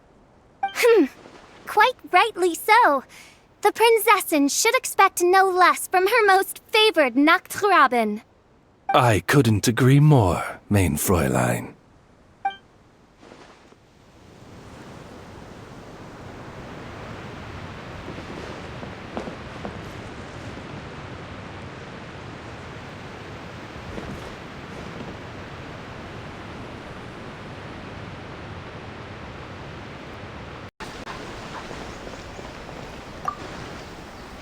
Hey there! It's good to see you again. Pretty amazing, right? I never thought I'd be able to keep this outfit in the real world. I really like the texture too. It feels so nice against my skin. Still, not the best thing to wear when I'm out on a delivery. Something about running around carrying a parcel when I'm dressed like this seems to make everyone suspicious. Especially the guards, the Millilith, and so on. They always stop me and interrogate me on the spot. Guess I'll just have to switch back to my old outfit when I'm on the job. Oh, it was fantastic! A magical world full of things I'd never seen before. Great scenery, really friendly people. Oh, and I also took a trip back to the Forest of Blessings after we parted ways. Grandpa Almond introduced me to everyone in the forest and reassured them that I wouldn't scratch anything. I made sure to fully retract my claws while I was there. I didn't want to find out how they'd react to seeing them. With this adventure under my belt, I can turn the tables on my grandma. It's my turn to tell her some stories. After peace returned to Simulanka, a lot of people started saying they wanted to pay a visit to the world beyond. But they're a little worried about whether it's safe or not. If any of them do visit to that, I'd love to be their guide. I could even use my delivery box to take them around. If anyone understands the joy of seeing new things, it's me. Sure thing. It's always a pleasure adventuring with you guys. I had so much fun.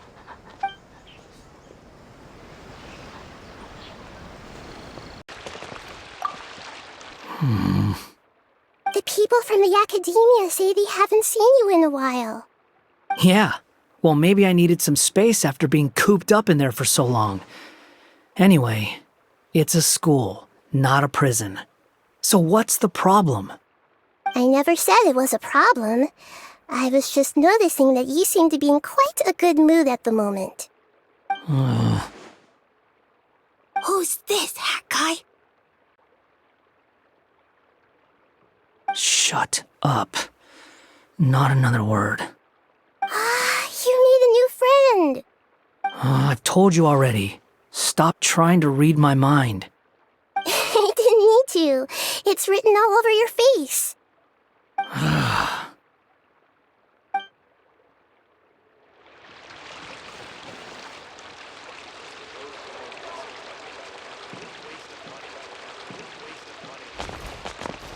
It's so dull here.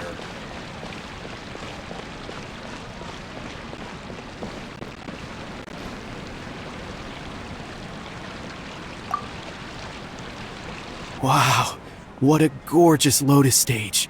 Fit for the forest fairy herself, after all. a wonderful sight indeed. But, Madam Fairy, I believe the dog over there has been staring at us for quite a while. Ah, that's Swuff. Don't worry, he's a good dog. He doesn't bite.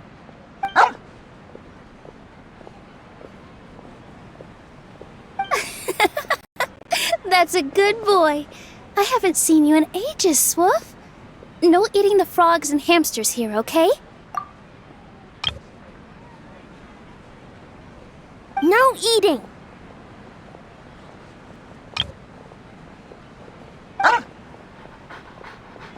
Ah, what a well-behaved doggy. You see, Stream, I told you, didn't I? The outside world isn't nearly as dangerous as we feared. Mm-hmm, you were right. But with that said, Grandpa Almond, why are you hiding behind me?